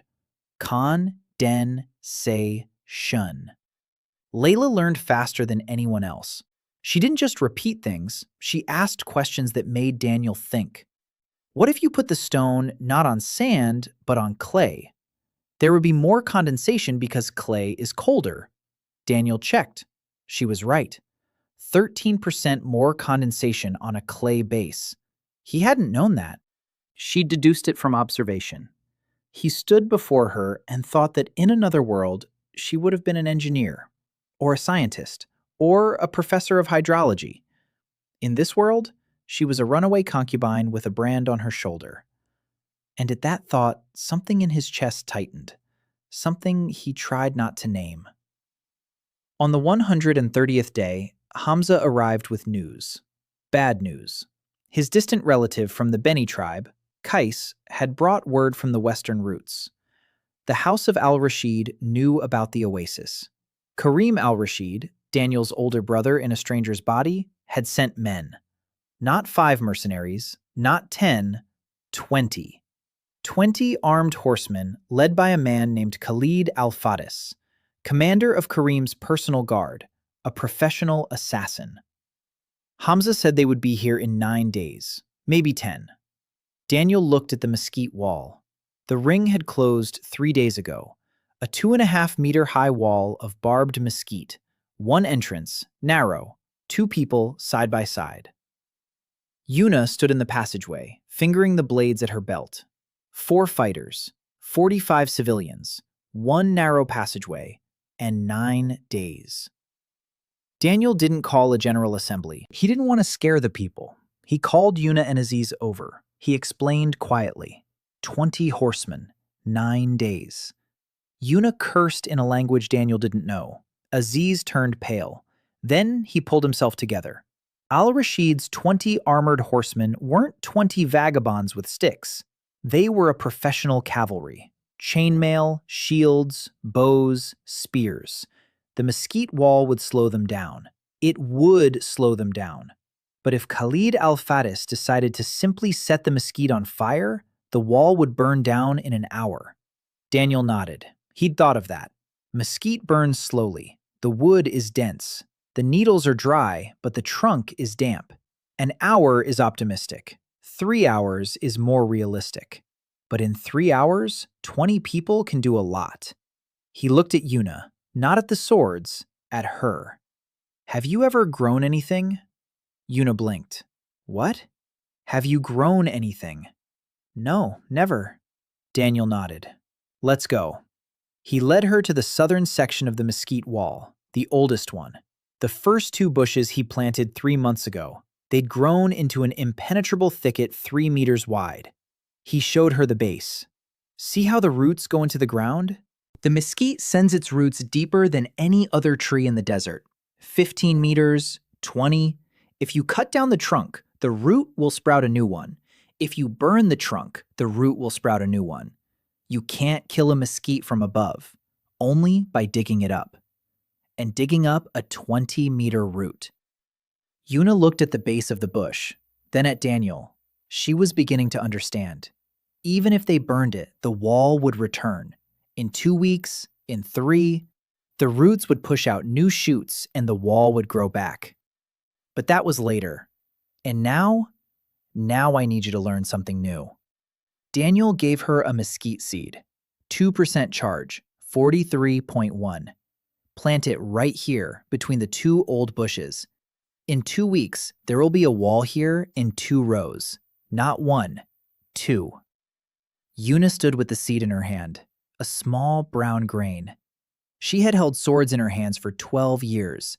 The grain felt different, lighter, and heavier at the same time. She dropped to her knees and pressed the seed into the wet sand. Then she looked at Daniel. He said, "You're not a mercenary, Yuna. You're a wall gardener. Defending with your craft, not killing with it. It'll suit you." Yuna looked at the wet sand beneath her fingers, then at her hands. Hands that for 12 years had known nothing but the hilt of a sword. She said nothing. She stood up, brushed the sand off her knees, walked toward the passage in the wall. But halfway there, she turned around. "Gardener of the Walls. Sounds like a bad nickname from a bad song." Daniel shrugged. She liked it, and she knew it, and he knew that she knew it. 9 days.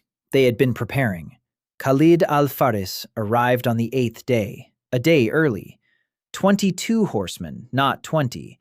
The sentry, Tariq, spotted dust on the horizon 2 hours before their arrival. Daniel stood at the entrance to the oasis and counted the figures. 22. 2 extra. Yuna stood to the right of the passage, blades at her belt, her face calm. Aziz to the left, spear held vertically, 2 of his soldiers behind him. 4 fighters, 22 armored men. Daniel did what none of the 4 had expected of him. He stepped outside the wall. Alone. Unarmed. He walked toward the horseman. Yuna hissed after him. He didn't stop. Khalid al-Faris halted the squad 100 paces from the wall. Tall, broad-shouldered, his face covered with cloth down to his eyes. Gray eyes. Calm. The eyes of a man who had killed for so long he had stopped counting. He looked at Daniel, at the robe, at the bare feet, at the empty hands, then at the wall behind him, at the green treetops jutting above the mesquite. His eyes narrowed slightly.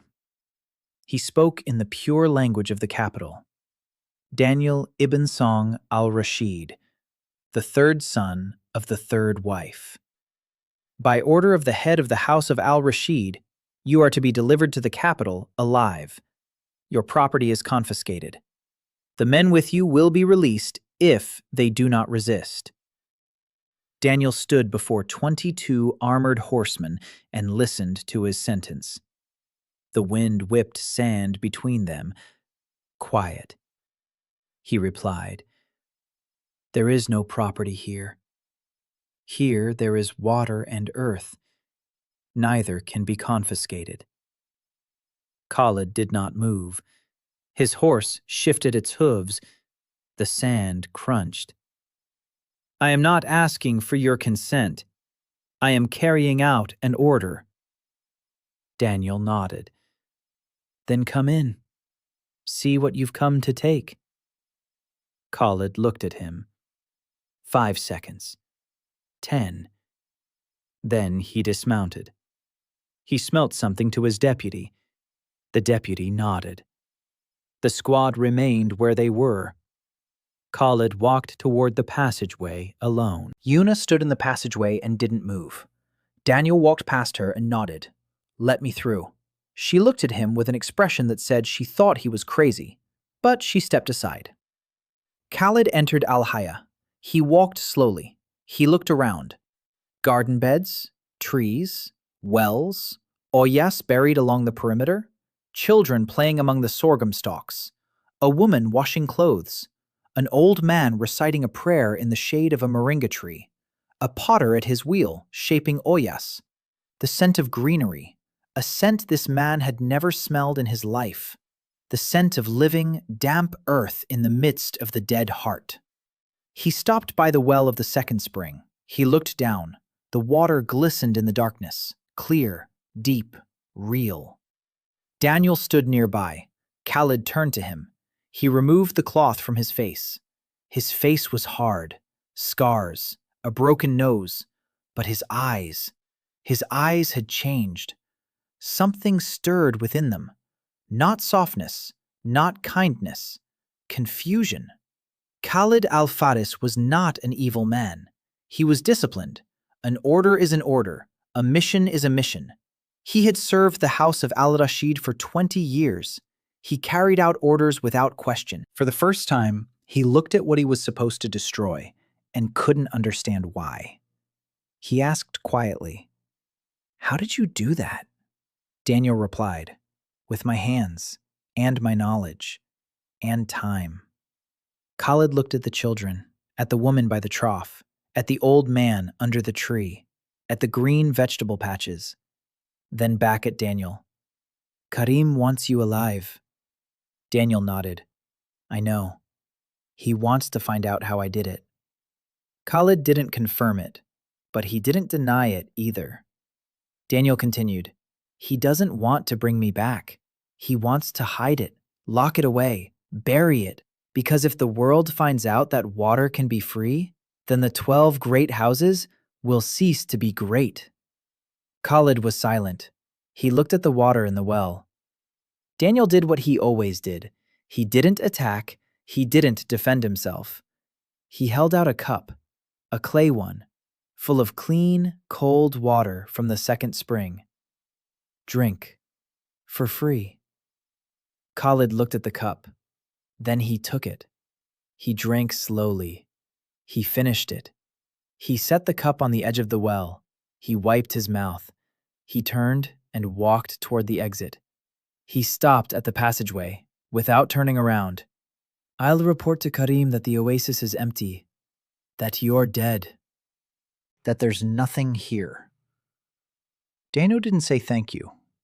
Khalid didn't expect it. He replied, still standing with his back turned, "But I'm not the only one he'll send, and the next one won't drink your water." He walked out, mounted his horse. The squad turned and rode west. 22 horsemen, all of them. Yuna stood by the wall and watched them go. Her hands were shaking, not from fear, from tension. She was ready to kill, and she didn't have to. And she didn't know what to do with that. Daniel walked up to her. He stood beside her in silence. Then he spoke. "He'll be back, or others will return. But today we're alive, and we have time."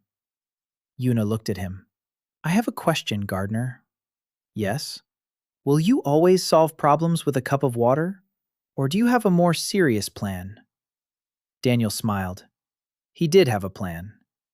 On the 23rd day of the 4th month, Daniel used 3% of his power and printed seeds that weren't on his standard list. He browsed the library for half an hour until he found what he was looking for: the night spider plant. He knew this plant from his work in California, a flower of the deserts of the southwestern states. Unremarkable, gray leaves, white flowers that open only at night.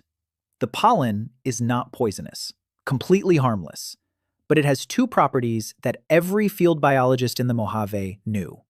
First, the pollen causes severe drowsiness in humans and animals within a 50-meter radius when the wind blows. Not narcotic, natural, as if you hadn't slept for 2 days. Your eyes grow heavy, your thoughts slow down, your body feels heavy.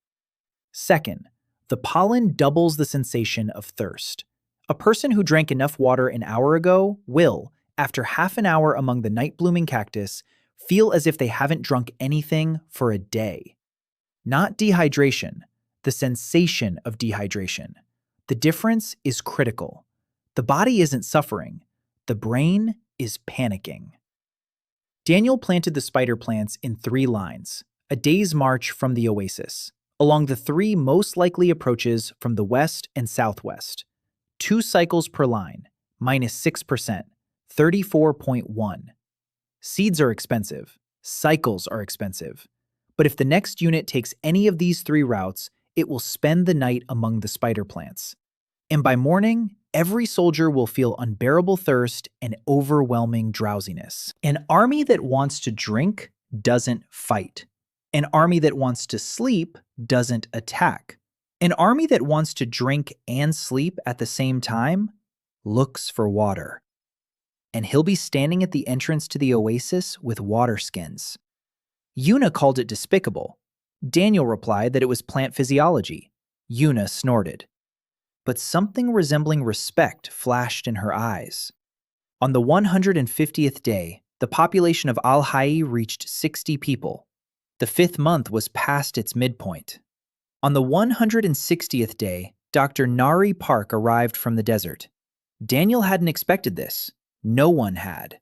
She came alone, on a mule, with 2 bundles containing instruments wrapped in oiled cloth, scalpels, needles, threads made of sinew, tweezers, forceps, a mortar, a pestle, a bottle of alcohol, and glasses. Round lenses made of polished quartz in a thin copper frame that she had assembled herself. She was 31 years old, a former physician of the House of Sultan, exiled for refusing to kill an enemy patient during the War of the Houses. She didn't tell this story right away. She told it a month later, quietly, in a half-whisper, just as she told everything. The patient was a soldier of the House of al-Rashid, wounded, taken prisoner. She was called not to treat him. She was called to finish him off. Poison in the wound. Quickly. Quietly. She was a healer. She had taken an oath not to harm. She didn't give him the poison, but she didn't save him either. She stood and watched as he died on his own. Slowly. 8 hours. She could have stopped the bleeding. She knew how. But if she had saved him, they would have killed him again. And they would have killed her. She stood and watched. 8 hours. Then they carried his body out, and she left. From the house, from the city, from her life. 8 years ago. Since then, she had wandered the caravan routes and treated those whom no one else would treat. Nomads, vagabonds, runaway slaves, for food, for water, for a word of thanks. She heard about Al-Hayah from the caravan driver Ibrahim, a place where water is free, a place where those cast out by the world live. She thought she might find work there. Daniel looked at her hands, warm, steady, the hands of a person who knows anatomy, who knows pain, who knows how to stop the pain. He led her to the patients, 3 of them, chronic wounds, inflammation, skin infections from the dirty water they'd been drinking before arriving at the oasis. Nari examined them in an hour. She washed the wounds, applied bandages, compiled a list of the herbs she needed. She handed the list to Daniel. He looked at it. Half of these herbs Fatima grew behind her shed. The other half wasn't available in Shar Karun, but they were in his seed library.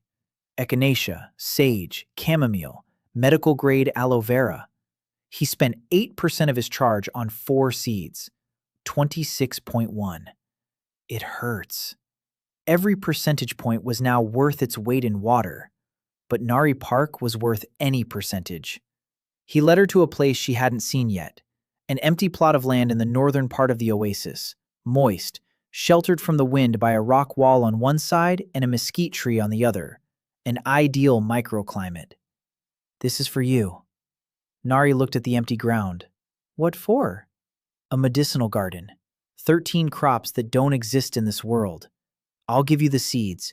You'll grow medicines this world doesn't know. Nari took off her glasses, wiped them, put them back on, looked at him. Why?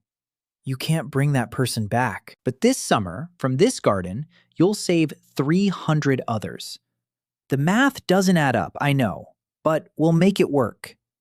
Nari was silent for a long time. Then she asked quietly, How do you know about that person? Daniel didn't answer. He didn't know. He guessed. From her eyes, from the way she looked at the wounded, not like a doctor at patients, like a debtor at a debt. Nari put on her glasses, turned toward the empty ground, said in a half whisper, Show me how to plant. He showed her.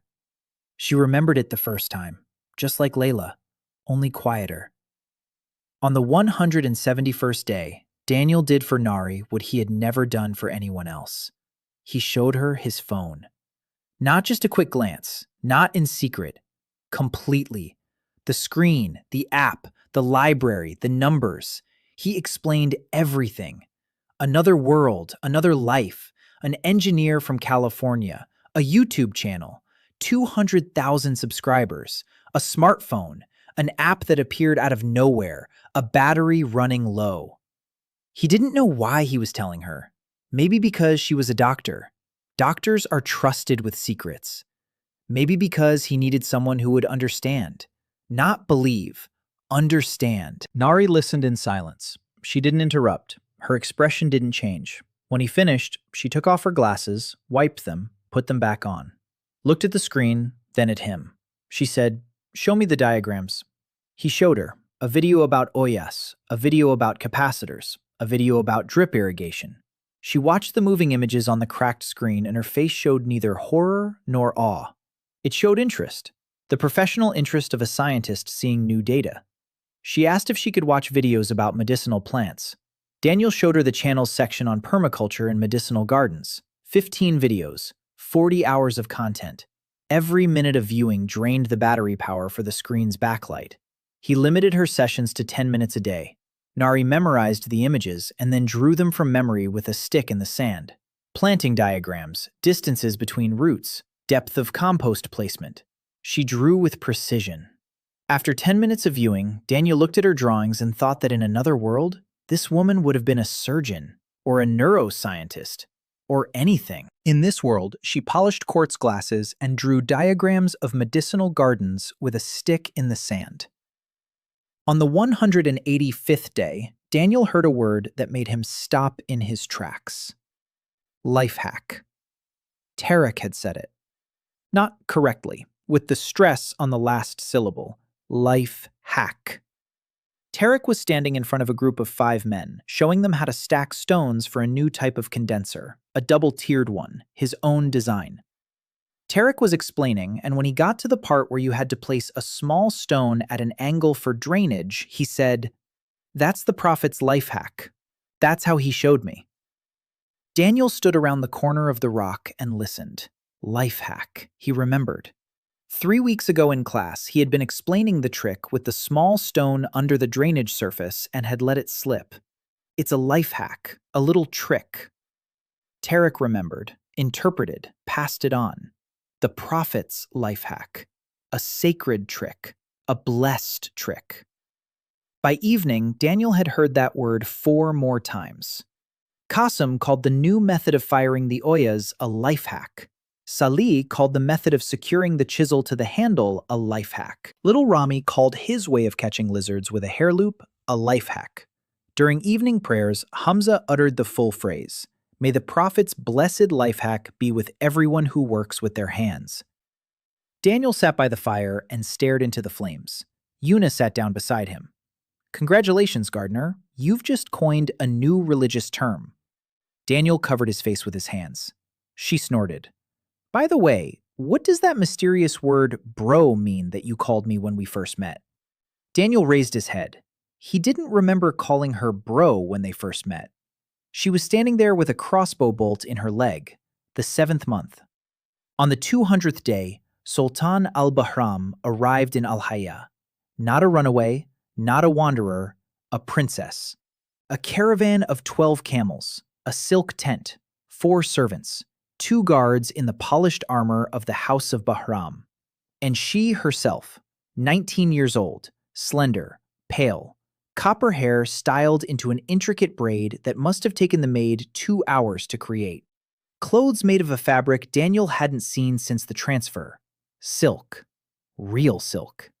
In a world where 3 goats are traded for a waterskin, this girl wore silk. She entered the oasis through a passage in the mesquite wall and stopped. She looked.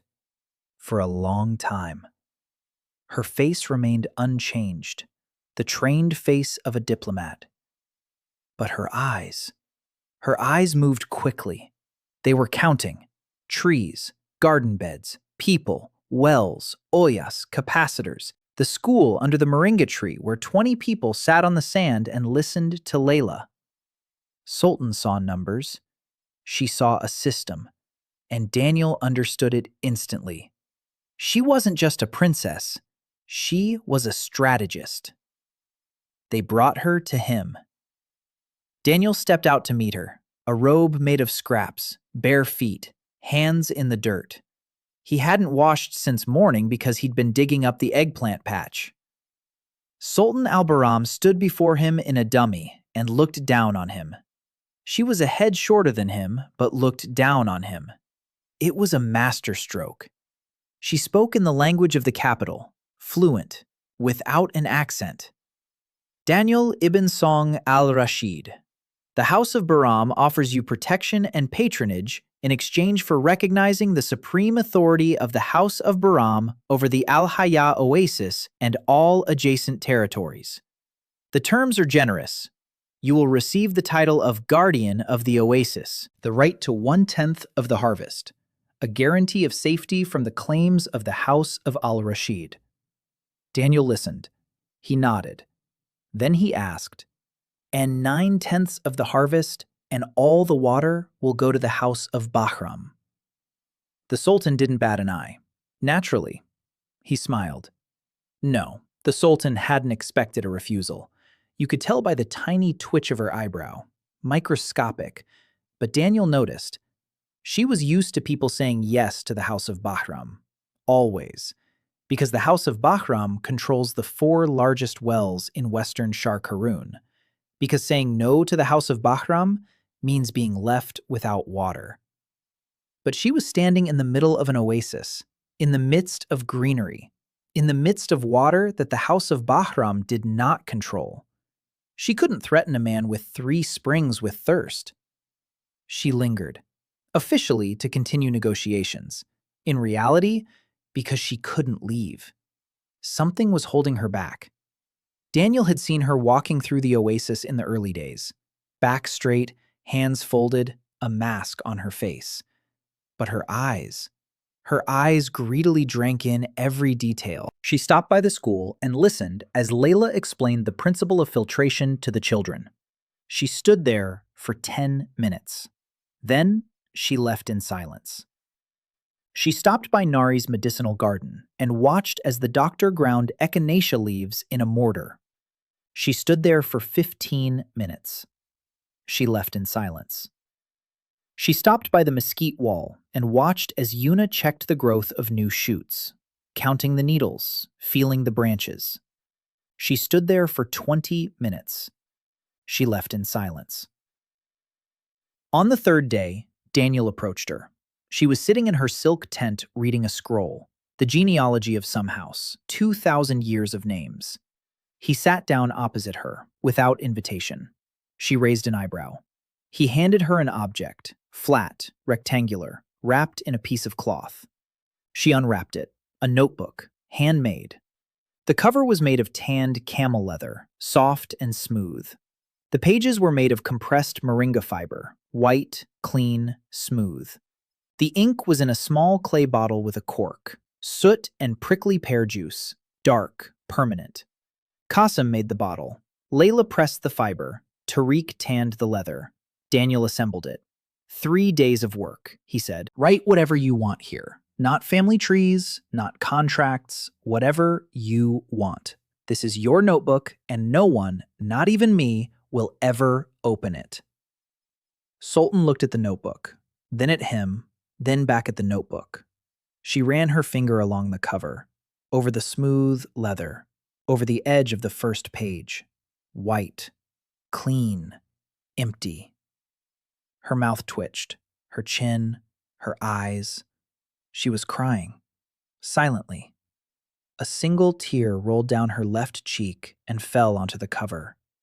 It left a dark spot on the leather. She quickly wiped her face. She straightened up. The mask returned. But Daniel had seen it. She was crying for the first time in her life, not out of fear. She was crying because someone had given her a blank page and told her to write whatever she wanted. 19 years of her life had been genealogies and treaties. Every word weighed. Every phrase a political maneuver. Every gesture a tool. She had never written what she wanted. She didn't know what she wanted. The blank page was the most terrifying and the most beautiful gift she had ever been given. Sultan remained in Al-Haya. She did not announce it. She did not make any statements. She simply didn't leave. Her servants waited a day. 2. On the 3rd, she sent them back with a message to her father. Negotiations are ongoing. More time is needed. She left the guards behind. They stood at the entrance to her tent and didn't understand why they were there. A week later, one of them took off his armor and went to help Salah dig the 3rd well. The second one held out for 2 weeks. Then he took it off too. On the 220th day, Sultan came to Daniel with a question. She had been walking through the oasis without silk for 3 weeks now. In a simple linen dress that Layla had sewn for her. Her braid had come undone. Her hair lay freely on her shoulders. She looked younger and older at the same time. Younger in her face, older in her eyes. She asked, "Why don't you charge for the water?" Daniel replied, "Because the water isn't mine. It's underground. I just showed you where to dig." Sultan shook her head. "That's not an answer. Any well owner would say the same thing and still charge a fee. The difference isn't who owns the water. The difference is who controls access." Daniel looked at her. She was right. Absolutely right. He controlled access to the water. He could charge a fee. He could become the 13th great house, the house of Al-Haya, the most powerful, because his wells stood where others had only death. He could, but he didn't want to. He said, "In my old home there was a man, a farmer. His name was Miguel. He had a field in a valley where it doesn't rain for 8 months of the year. He irrigated that field with a system of tubes thinner than a pinky finger. Every drop went to the root. Not a single one was wasted. Once, his neighbor asked for help setting up the same system. Miguel could have sold him the know-how, could have patented it, could have become a monopoly on water conservation throughout the valley. Instead, he spent the weekend at his neighbor's and showed him how for free. I asked him why. He said, "Because I don't begrudge it. I don't begrudge it because my neighbor watering better doesn't make things worse for me. Water doesn't run out because people share it. It runs out because they hoard it." Sultan listened, silently. Then she said, "You understand that the great houses exist precisely because they think differently. 12 families have controlled water for 2,000 years. The entire world order is built on the fact that water is finite and belongs to those who guard it. If you're right and water doesn't run out just because it's shared, then the entire world order is a lie. And the 12 houses, including mine, aren't guardians. They're jailers." Daniel nodded. She looked at him. There was no anger in her eyes, no fear. There was the same expression that had been in Khalid al-Farisi's eyes when he drank water from a cup. The bewilderment of a man who suddenly realized that the wall behind which he had lived his entire life was not a wall, but a curtain. She left, silently. That evening, Daniel saw a light in her tent. She was writing in a notebook, for a long time, until dawn. On the 230th day, Mira Khan entered the oasis. Short, stocky, 20 years old, her wrists covered in burns from red-hot metal. Her hands were calloused. A runaway slave blacksmith from the northern mines. She didn't ask for water, didn't ask for food. She walked over to the pile of copper ore left behind by the first caravan 3 months ago. She looked at it. She picked up a piece, turned it over, sniffed it, turned to Daniel. "You'll smelt this?" "No, there's no one to do it." She nodded. "We need a furnace, clay and stone. I'll build it." Daniel looked at her. A blacksmith. The only blacksmith in the oasis. The only person who could turn copper ore into copper tubes, into droppers, into tools, into parts for the windmill he'd been designing in his head for 2 months. She built the furnace in 4 days. Small, crooked, but functional. The first smelting yielded a copper ingot the size of a fist. Mira held it in her hands and stared. In the mines, she had smelted ore for the owners. Every ingot went back up. She had never held the finished metal. It always belonged to someone else. Daniel approached her the next day. He brought a sketch, drawn with a stick in the sand. A thin copper tube, 2 millimeters in diameter, 30 centimeters long. A tiny hole at the end. A dropper. Mira looked at the sketch. "It's impossible. You can't draw copper that thin. It'll break." Daniel said, "You can, if you heat it to a certain temperature and pull it slowly through a stone mold with a conical hole." He described the process. Mira listened. Then she said he was crazy. Then she left. 2 days later, she returned, with a copper tube in her hands. Thin, 2 millimeters in diameter, 30 centimeters long, with a tiny hole at the end. A working one. She handed it to Daniel silently. He took it, connected it to the clay pipe from the oiler, poured in water. Water flowed slowly and evenly from the dropper's opening. A drop, a drop, a drop. A steady rhythm, straight to the tomato's root. Mira stood and watched the drop, then at her hands. Hands that had hammered red-hot metal in the mines 10 hours a day. Hands covered in burns and calluses. Those same hands had drawn out a copper tube thinner than a child's pinky finger. She looked at her hands for a long time. Then she said quietly, "It turns out they can do small things." Daniel replied, "They always could. It's just that no one let them." Mira raised her head. She looked at him. Then she nodded, briefly, sharply, like a blacksmith, and she went to make the next drip irrigation system. By the end of the 7th month, Mira had made 50 drip irrigation systems. Daniel installed them throughout all the garden beds. Water consumption for irrigation dropped by another 40%. The plants received exactly as much moisture as they needed. Not a drop more, not a drop less. The population of Al-Hai had reached 100 people. A third spring had been opened. The total water volume was 120 liters per day. The school operated in 2 shifts. Layla led the morning shift, Tarek led the evening shift.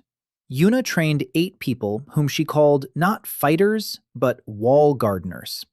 Nari treated 30 patients a week. Fatima stopped grumbling about the witch's glass and instead grumbled that the young people were gathering herbs incorrectly. Qasim made oyas. Mira made IV drips. The 8th month. Karim al-Rashid learned that Khalid had lied. Daniel didn't know exactly how. Maybe one of the 22 armorers had let it slip. Maybe a caravan driver snitched. Maybe a spy. It didn't matter. What mattered was that Khalid al-Faris was found dead in his barracks 2 days after his return. His throat had been slit in his sleep. Clean. Professional. The news was brought by a nomad from the Beni Qais tribe who traded with the border posts of the House of al-Rashid. Khalid was a good man, the nomad said. He drank water from a cup and walked away alive. And now he was dead. Daniel stood by the well and listened. A cup of water. He had given Khalid a cup of water, and Khalid had chosen to lie for a stranger. And for that lie, he had been killed. Daniel placed the cup on the edge of the well. That very clay cup. It had stood there ever since that day. No one had touched it. It had become something of a memorial. Khalid's cup. Yuna approached in the evening. Her face was stern. She knew Khalid by reputation. A professional. One of the best swordsmen in Western Shar Karun. If Karim killed his best commander for lying, then the next one he sends will be worse. Not better. Worse. Because Karim now needed a man who wouldn't drink water from cups. She was right. On the 250th day, dust appeared on the horizon. Not 20 horsemen, not 30, 300. The army of the House of al-Rashid. A full-fledged combat unit. 300 armored men. Spears, bows, siege ladders. A supply train with a week's worth of water. Riding ahead on a black horse was a man whom Daniel recognized not with his eyes, but through someone else's memory. Karim al-Rashid, his older brother. 31 years old, handsome, straight back, a white cloak over chainmail. At his belt, a saber with a hilt made of blue stone, the al-Rashid family blade. He had come in person. Daniel stood on the cliff and watched. Next to him were Yuna, Aziz, Layla, Nari, Sultan, Mira, and Yasmin. Everyone. 100 people stood behind the mesquite wall and watched the army. The silence was so thick you could hear the wind rustling through the mesquite needles. Yuna said quietly, 300. Daniel nodded. 300. We have 8 fighters, a mesquite wall, 1 passage. 300 armored men with siege ladders will scale the wall in 15 minutes. The mesquite will scratch them. It won't stop them. Aziz turned pale. Reza stood with a knife in his hand and, for the first time in all these months, remained silent without protest. He looked at the army, and his dissent finally found a point of application. He disagreed with the fact that these people had come here to take what he had dug up with his own hands. Daniel looked west. The army had stopped 2 hours' march away. It was setting up camp. Karim was in no hurry. He wanted them to count the spears, to be afraid. Daniel climbed down from the cliff. He gathered the council, all 100 men. He spoke quietly, not because he was afraid they would hear him, because he didn't need loud words. They'll come tomorrow, or the day after, 300 of them. We can't fight. We won't fight. Reza jumped up. How can we not? They came to kill. They came to take the water. Our water. Daniel looked at him. Ours. Reza froze. He said ours for the first time. Not mine, not his. Ours. Daniel nodded. Hours. So listen, night spider. Daniel explained. 3 rows of night spider plants planted 2 months ago, blooming every night, pollen in the wind. Kareem's army set up camp right on the front line. They didn't know, couldn't have known. The spider plant is inconspicuous. Gray leaves, white flowers that open in the dark. By morning, every soldier woke up feeling as if he hadn't slept for 3 days and hadn't drunk for 2. Thirst and drowsiness. Not fatal, but paralyzing. Yuna listened with a stony face. Then she asked, "What if the wind changes?" Daniel replied, 3 lines, on 3 sides. The wind can't blow in the 4th direction 2 days in a row. Statistically impossible. She snorted. Statistics. The gardener wages war with statistics. But there was no mockery in her voice. There was something else. Night. Daniel hadn't slept. He stood on the cliff and watched the campfires. 300 fires. 300 people who would come tomorrow to take everything he had built, and one man riding ahead on a white horse who had decided that the world must remain as it was. Kareem. A stranger's memory offered fragments. Kareem, who had taught him fencing when he was 8. Kareem, who had beaten him for a mistake. Kareem, who told his father that his younger brother was useless. Kareem, who signed the exile order with the face of a man crossing a line off a list. Not a villain. Worse, a man of the system. A man who believes that order is more important than life. That 12 families are more important than 1,000,000 nameless people. That water should belong to those who guard it, not those who need it. Daniel stood there thinking about Miguel Ramirez, about the farmer from San Joaquin who showed his neighbor how to set up a drip irrigation system for free. I don't begrudge it. The fact that my neighbor waters better doesn't make things worse for me. Kareem thought differently.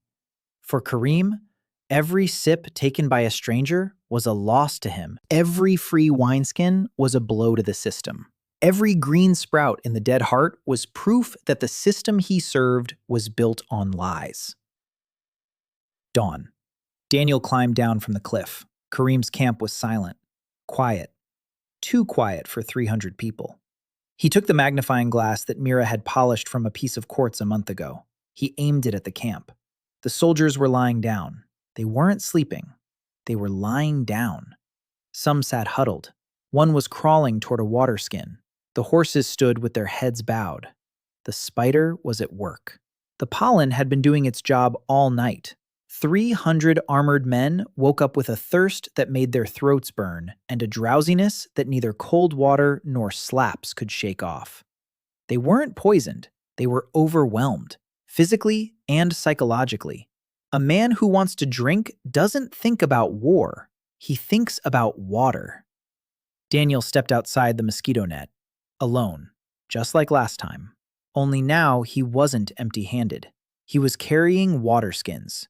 10 full waterskins on a wooden stretcher that Tariq had made overnight. Salih and Rami followed behind him. They were carrying waterskins too. 30 liters of clean, cold water. They set the stretcher down 100 paces from the camp. Daniel sat down on the sand nearby and waited. The first soldier arrived 20 minutes later. Young, barely 20, chapped lips, red eyes. He walked unsteadily. He saw the waterskins, stopped, looked at Daniel. Daniel handed him a waterskin. Drink. The soldier took it. He drank greedily, choked, coughed, drank again. Water ran down his chin onto his chainmail. A second one came after him. A third. A 10th. An hour later, there was a line at the stretcher. Soldiers of the House of Al-Rashid stood in line for free water from the man they had come to kill. Some drank in silence. Some sat down in the sand after the first sip and couldn't get up. One began to cry, quietly, soundlessly. Just tears. An officer with the rank of corporal approached and tried to stop his men. He shouted an order. No one listened. Thirst is stronger than orders. He stood there. He looked at the wineskin. He looked at Daniel. He took the wineskin. He drank. The 9th month. Daniel stopped counting the people one by one. There were 140, then 160. By the end of the month, 200. They were coming from everywhere. From the west, from beyond the borders of the House of al-Rashid, where, after the army's retreat, rumors spread of a man who had stopped 300 armored soldiers with a cup of water. From the south, from the nomadic tribes who had heard of the Beni Safar and their prophet. From the north, from the mines, where the slaves had learned there was a place they could flee to and not die. From the east, from the caravan routes, where every merchant now knew the shortcut through the Dead Heart, with a stop at the oasis where water was free. The oasis was changing. It was no longer a camp of tents and sheds. Qasim and his apprentices were building mud brick houses, small, low, with flat roofs on which Daniel had installed additional condensers. Each roof collected water at night. Mira was forging. Her furnace was working every day. Copper tubes, drip trays, tools, door hinges, frame staples. She took on 3 apprentices and grumbled at them just as Fatima grumbled at the young herbalists. An oasis tradition. The elders grumble at the younger ones learn. Yuna trained 20 people, not fighters, wall gardeners. They planted mesquite, checked the growth, pruned the branches, trained the thorns. The mesquite wall now formed a triple ring, an outer ring, a middle ring, an inner ring. Between them were narrow passages through which a single person could pass, but not a horse, not a squad in formation. Yuna developed a system she called the labyrinth. If the enemy broke through the outer ring, they would find themselves in a corridor of thorns, with no visibility, no room to maneuver. At every turn, wall gardeners with long sticks made of mesquite wood, as strong as iron, not swords, sticks. Daniel didn't want his men to kill, Yuna argued, but she accepted it. Sticks were sticks. Training took place every morning. The school under the moringa tree had grown. Layla led 3 groups: beginner, intermediate, advanced.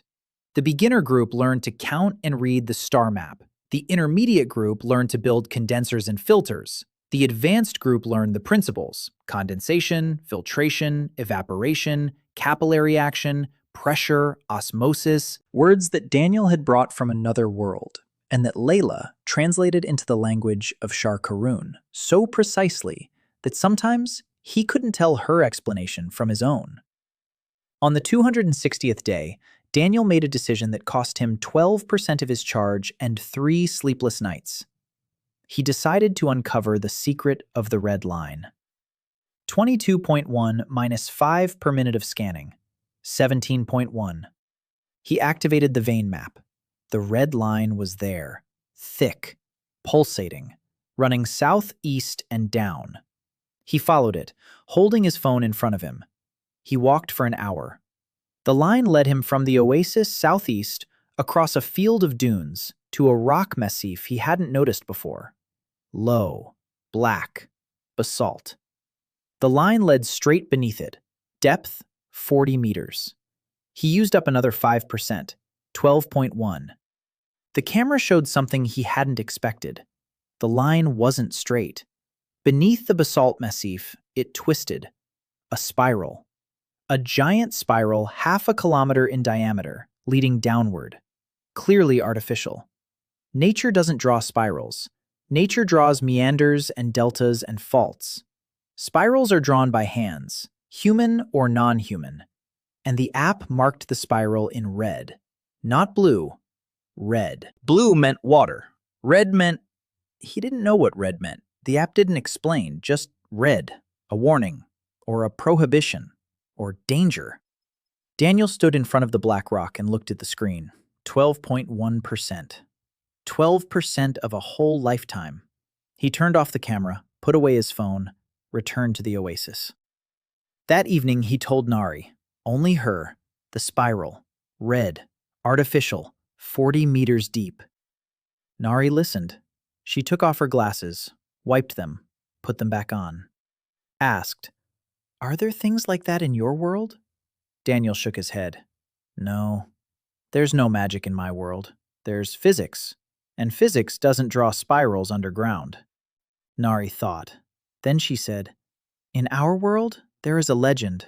Lake Hiran Bahir, a buried sea beneath the sands of the wasteland. The water priests sealed it 2,000 years ago after the War of the Seven Prayers. According to legend, they sealed not only the water, they sealed something that lived in the water, something that was not supposed to come out." Daniel looked at her. "What exactly?" Nari shook her head. "The legend doesn't specify." Daniel thought for 3 days. On the fourth, he spent another 2%. 10.1. He printed the last seed of his life. Not a plant, a tool. A tiny device the size of a pea. A humidity sensor, mechanical. One of the kind he'd shown in video number 41. A bimetallic strip that bends when humidity changes. A pointer on a scale. Nothing electrical. Pure physics. He made 20 of them. Not from the app, by hand. From copper smelted by Mira. From glass found by Tarek. From wire drawn by Rami, who over these months had learned to work with metal just as well as Mira. 20 sensors. He handed them out to the school's students. To each one. Layla, Tarek, Salih, Rami, Yasmin, Qasim.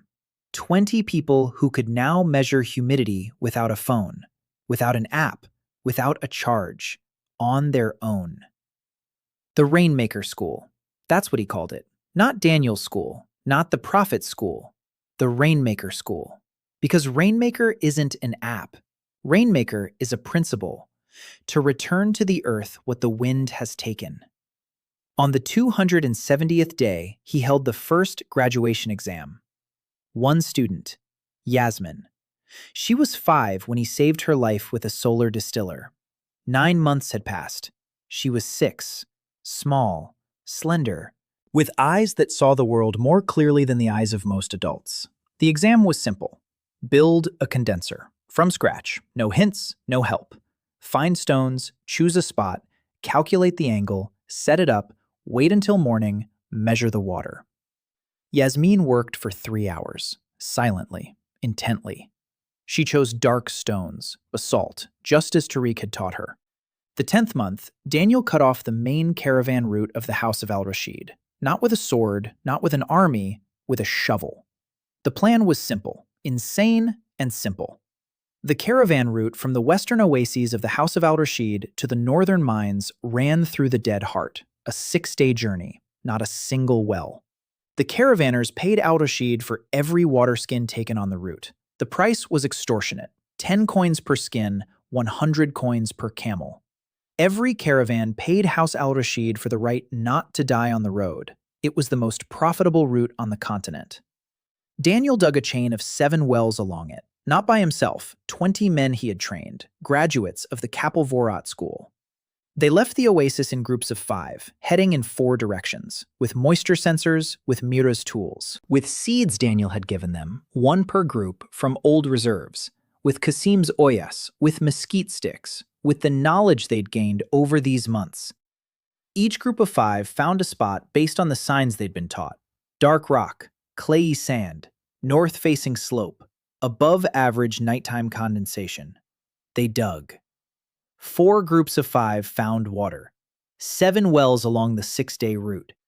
Each well is surrounded by moringa trees grown from seeds that Daniel had propagated over 9 months. Not from seeds bought at a store. Real ones. The moringa produced seeds. The seeds produced trees. The trees produced seeds. A cycle. A self-sustaining cycle. No app, no battery, no phone. Just biology. A school graduate sat by each well. The water is free, for everyone. The first caravan from the House of al-Rashid passed along the route a week later. The caravan driver saw the well. He stopped. He looked at the young man sitting nearby. He asked how much a waterskin cost. The young man replied, "Nothing. Drink up." The caravan driver drank, filled his waterskins, drove off, without paying the House of al-Rashid. A month later, 20 caravans passed along the route. Not a single one paid the House of al-Rashid for water. Why pay when water is free every 4 hours of travel? 2 months later, the House of al-Rashid had not a single servant left on that route. The guards were gone, the toll collectors were gone, the overseers were gone. Everyone had gone where they were paid. And they stopped paying because the water had become free. Daniel didn't cut off the route, he reduced its cost to zero. Karim lost his most profitable trade route without losing a single soldier. It was revenge, not blood, water. The news reached the capital of the House of al-Rashid in 3 weeks. It reached Karim personally in 4. Daniel knew that Karim would come again. But now Karim had a problem. His own people were drinking free water. His own caravan drivers were using the free wells. His own servants were heading to those wells and not coming back. Every free sip of water was eroding his power just as water erodes stone. Slowly, inexorably. Meanwhile, things were happening in the oasis that Daniel hadn't planned. People had started building on their own, without his instructions, without his blueprints, without his knowledge. Their own. Qasim developed a new type of oyas, a double one, with an inner chamber for slow moisture release and an outer one for fast release. Daniel hadn't seen anything like this in any textbook. Qasim invented it himself. Tariq built a condenser that wasn't in any of the Drylands DIY videos, a triple tier with a different type of stone on each level, basalt at the bottom, sandstone in the middle, quartz at the top. The different heat capacities on each tier created a cascade of condensation. The yield was 40% higher than standard. Daniel checked, double-checked, sat down and spent 20 minutes thinking about how it worked. Tariq didn't know physics. He knew stones, and the stones taught him what textbooks didn't. Layla created a training system unlike any other. She divided the students into groups of 3. Each group received an assignment, not theoretical, practical. Find water within a 100-step radius of the site. Build a condenser. Grow a sprout. After a week, the groups shuffled their members. Knowledge was shared. The strong student pulled the weak one along. The weaker ones asked questions that hadn't occurred to the stronger ones. Daniel watched this and thought that Layla had invented a teaching method that in his world was called peer learning, and for which universities charged hundreds of thousands of dollars. She had invented it while sitting under a tree in the desert, barefoot, with a brand on her shoulder that was almost invisible now. The 11th month. Population 250. 4 springs inside the oasis. 7 wells along the caravan route. 28 graduates of the Kaplavarot school. Nari's medicinal garden provided remedies for 12 ailments. Mira forged the first windmill. Small, crooked, made from the wreckage of a caravan wagon and copper blades. But it turned and drew water from the 3rd spring to the surface. Without hands, without effort. The wind turned the blades. The blades pulled the rope. The rope lifted the bucket. Water flowed into the trough. The trough carried it to the garden beds. Automatic irrigation. Primitive, but automatic. Daniel stood in front of the windmill and thought that in his world, this contraption would have earned a C at a school science fair. In this world, it was a revolution. On the 300th day of the 12th month, Daniel gathered everyone he trusted. Yuna, Layla, Nari, Sultan, Mira, Yasmin, Hamza, Tariq, Salih, Aziz. He stood before them and spoke quietly. A year ago, I came to on the sand, with an empty waterskin, a broken compass, and a phone with 87% battery. Now it's at 9%, enough for 1 minute of scanning, or 4 cycles, or 1 seed. In a month, the phone will die. They were silent. Some of them knew about the phone. Nari knew everything. Layla knew the glass in his hand was important but didn't know how much. Yuna guessed. Sultan suspected. Hamza believed it was a gift from the Prophet. Yasmin just listened. Daniel continued. When the phone dies, I'll become an ordinary person. I won't be able to scan the soil. I won't be able to print seeds. The 7 of them went downstairs. Daniel, Layla, Yuna, Sultan, Nari, Mira, Yasmin. Hamza stayed above. He said his old bones weren't made for underground passages, but his eyes told a different story. He stayed because someone had to stand above and wait and pray. They found the entrance on the eastern side of the basalt massif, a narrow crevice in the rock. Daniel couldn't tell if it was natural or not.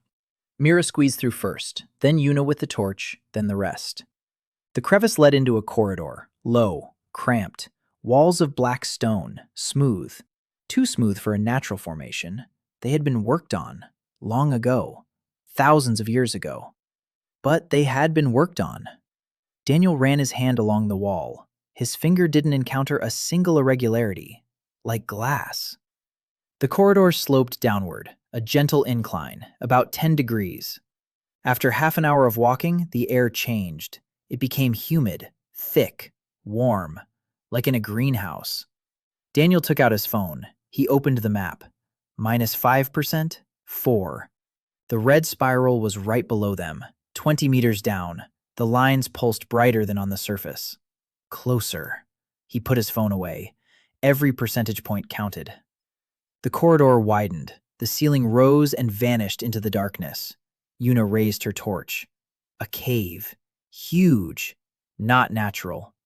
The walls were covered in carvings, spirals, waves, drops, symbols that Daniel didn't recognize but could sense. Water. It was all about water. Every symbol, every line, every curl spoke of water. Sultan stopped in front of the wall and spoke softly, an ancient language, pre-war, pre-7 prayers. She read, slowly, with difficulty. Here came the one who returned water to the earth. Here he found the heart and did not touch it. Here he left his tool so that the next one might find the way. Daniel froze. The one who returned water to the earth. The next one. He walked on, faster. The corridor led downward. Another cave, smaller, an altar in the center, stone, simple. 2 objects lay on the altar. The first, a clay tablet with a drawing. Daniel picked it up and held it to the torch. The drawing was familiar, an oyas, a clay pot for underground irrigation, just like the ones he made, just like the ones Kasim made. The lines were different, the style was different, but the principle was the same. The second object, a smartphone. Daniel held his breath. The smartphone lay on the stone altar, old, ancient, covered in the patina that forms on objects that have lain undisturbed for centuries. But recognizable, rectangular, with rounded corners, with a crack running across the entire screen. He picked it up, heavy. The screen was dead, battery at 0. He pressed a button, nothing. He turned it over. An engraving on the back cover, letters. Not in the language of Shar Karun, not in English, in a third language he didn't know. But he read one word, because it wasn't a word, it was a number. 412. 412. That many species in his seed library. He stood in an underground cave 40 meters deep, holding a smartphone that was 2,000 years old, with the same number, with the same screen, with the same... Someone had been here before him. Someone with the same phone, with the same app, with the same library of 412 varieties. Someone had come to this world, found water, grown an oasis, come down here, and left the phone on the altar, 2,000 years ago. Nari walked over and stood beside him. She looked at the smartphone, then at Daniel. She asked quietly, "You're not the first." "No, not the first." They moved on, the third cave, the deepest, and the largest. Daniel turned on his phone, for the last time. -0.3 on the test, 3.7. The screen showed what he suspected. Water. Everywhere. The walls, the floor, the ceiling. Everything was saturated with moisture. The humidity was 97%. 3 meters below the floor was water. Water beneath the walls. Water above the ceiling. They were standing inside an aquifer of a magnitude Daniel had never seen in any textbook. Lake Hiran Bahir. The buried sea. It was here, right here, sealed away. The cave walls were the seal. The carvings on the stone were not decoration. They were a lock. 2,000 years ago, the water priests did not drink the rivers. They drove them underground, sealed them. And along with the water, they sealed something that… What? He looked at the walls, at the symbols. Sultan was reading, slowly. Her voice trembled. Here sleeps the heart of the world. Water that remembers. Water that knows. If the heart is awakened, it will flood the desert in a single moon. The earth will bloom. But those who rule the dry world will come for the wet one. And the war for the green lands will be worse than the war for water. For water is divided by drops, but land is divided by swords. Daniel stood and listened. Every word struck like a hammer. If he breaks the seal, the lake will rise to the surface. The wasteland will bloom within a month. The great wasteland of Al-Samum would cease to be a wasteland, and the 12 great houses, which had controlled the water for 2,000 years, would find themselves in a world where there was more water than land. And a war would begin. Not for water, for land, for green fields, for fertile valleys, for everything that would grow where sand once lay. The war for water had been slow. The war for land will be fast and bloody. He could break the seal. He had enough charge. One cycle, 3%. Aim it at the cave wall and the stone would crack. Water would gush forth. The world would change overnight. Or he could choose not to break it, leave the seal intact, walk away, and continue doing what he had been doing. Slowly, drop by drop, well by well, capacitor by capacitor, student by student. Not a revolution, an evolution. Yuna stood beside him. She saw his face, saw how he looked at the wall, at the cracks in the stone, at the water seeping between the symbols. She asked quietly, "You can open this?" Yes. Daniel looked at the wall behind which lay the sea. They returned to Al-Haya at sunset. The oasis greeted them with the smell of smoke from Mira's stove, and the voice of Sali arguing with Rama over whose turn it was to clean the filter. The usual sounds. Alive, warm. Daniel stood at the entrance to the mesquite wall and listened. 250 people lived inside this green ring. They ate, they drank, they argued, they laughed, they grumbled, they built, they taught, they learned. A year ago, there was sand here, only sand. He walked through the passageway, Yuna by his side, Layla a little behind, Nari, Sultan, Mira, Yasmin. The 7 had returned from underground, and each carried with them knowledge that had changed something inside. Daniel didn't tell the residents about the buried lake. Not because he didn't trust them, because the knowledge was too heavy for people who had only just learned not to fear tomorrow. He would tell them later, when they were ready, when the oasis became strong enough to bear the weight of this truth. The next day, Daniel woke up before dawn. Charge, 3.7%. He sat on a rock at the entrance to the crevice where it all began. The very same rock he had leaned his back against on the first night. Hot during the day, warm in the evening, cold by dawn. He knew that rock. The rock knew him. He took out his phone and opened the channel's archive. 220 hours of video. He scrolled to the last clip, number 219. He'd filmed it 2 days before the move. He was standing in the middle of a field in San Joaquin, demonstrating a new drip irrigation system. Rows of tomatoes were green behind him. He was talking to the camera, smiling, joking, saying, "Guys, this is easier than it looks. Any of you can do this at your summer house over the weekend." Daniel looked at his face. The face of the man he had been a year ago. A young engineer from California with 200,000 subscribers and the belief that the world could be changed one video at a time. He closed the video. He opened the comments on his latest video. He scrolled through them. Among the 200 comments, there was one, an anonymous account, a blank profile picture, a name made up of random letters. One comment, just like under each of the 219 videos over 8 years. 2 words. This will help. He stared at those 2 words. 8 years. 219 videos, 219 times the same two words. He had always thought it was a bot, spam, an algorithm error. Now he knew. Underground, on the cave wall next to the altar and the dead smartphone, an inscription had been carved. Sultan had translated it last night. It took her 4 hours. An ancient language, pre-war. 2 words in a language 2,000 years old. This will help.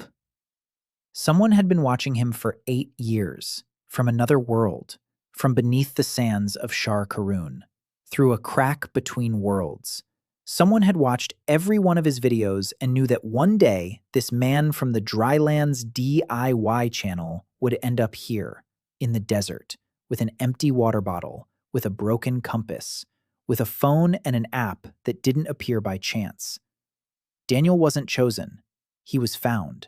Found because he made videos about water in arid lands. Found because he taught people how to survive. Found because someone did the same thing 2,000 years ago and left a tool for the next one. And the next one was found, after 8 years of daily viewing. This will help. Daniel put his phone away. 3.4%. The screen backlight was draining the battery. Every second counts. He climbed down from the rock and walked through the oasis. Slowly. Through the garden beds, past the wells, past the school under the moringa tree where Layla was already arranging stones for the morning lesson. Past the medicinal garden where Nari was watering the echinacea from an oyas. Past Mira's furnace where the blacksmith was stoking the coals for the morning smelting. Past the mesquite wall where Yuna was checking the growth of new shoots and quietly talking to the thorns. Past Sultan's tent where the princess sat with a notebook and wrote. Past Yasmin, who was running to her condenser to check the morning harvest. Past Hamza, who stood facing east and recited the morning prayer in which the words bro, life hack, and water wheel stood alongside the word water. Past Kasim, who was sculpting oyas. Past Tariq, who was laying stones for a new condenser. Past Salih, who was cleaning the filter. Past Reza, who was sharpening a knife and stood silently in disagreement in the breakfast line next to an 8-year-old girl who didn't work in the garden beds but received food on equal terms with him. And he didn't object. He didn't object anymore. Past Fatima, who was grumbling at the young herbalist while teaching her how to dry the roots properly. Past Aziz, who was leading the wall gardeners in their morning warm-up. Past Rami, who was hauling a bucket of water from the well, whistling a tune that no one in this world knew except Daniel. He was whistling a melody he'd overheard from Daniel, 3 notes, over and over again. Daniel recognized the tune, California Sun, a song from his old world, from his old life. Rami didn't know the words. He didn't know the title. He'd just heard Daniel humming it while working and memorized it. Now that melody lived in Shar Karun, like the word bro, like the word life hack, like knowledge of condensation and filtration and drip irrigation, things that came from another world and stayed here forever. A week passed, then 2, then a month. The year was drawing to a close. Daniel used the remaining charge sparingly, 0.3 for the final analysis, 3.1. The result confirmed what he had suspected. The aquifers around the oasis were expanding, slowly, naturally. Moringa and mesquite drew water from the depths and returned moisture to the upper soil layers through their roots. The plants pumped water upward. Condensers collected water from the air. Water went into the soil. The soil nourished the plants pumped water. A cycle, a self-sustaining cycle. A water cycle. Not an app, a principle. To return to the earth what the wind had taken, and the earth returned it.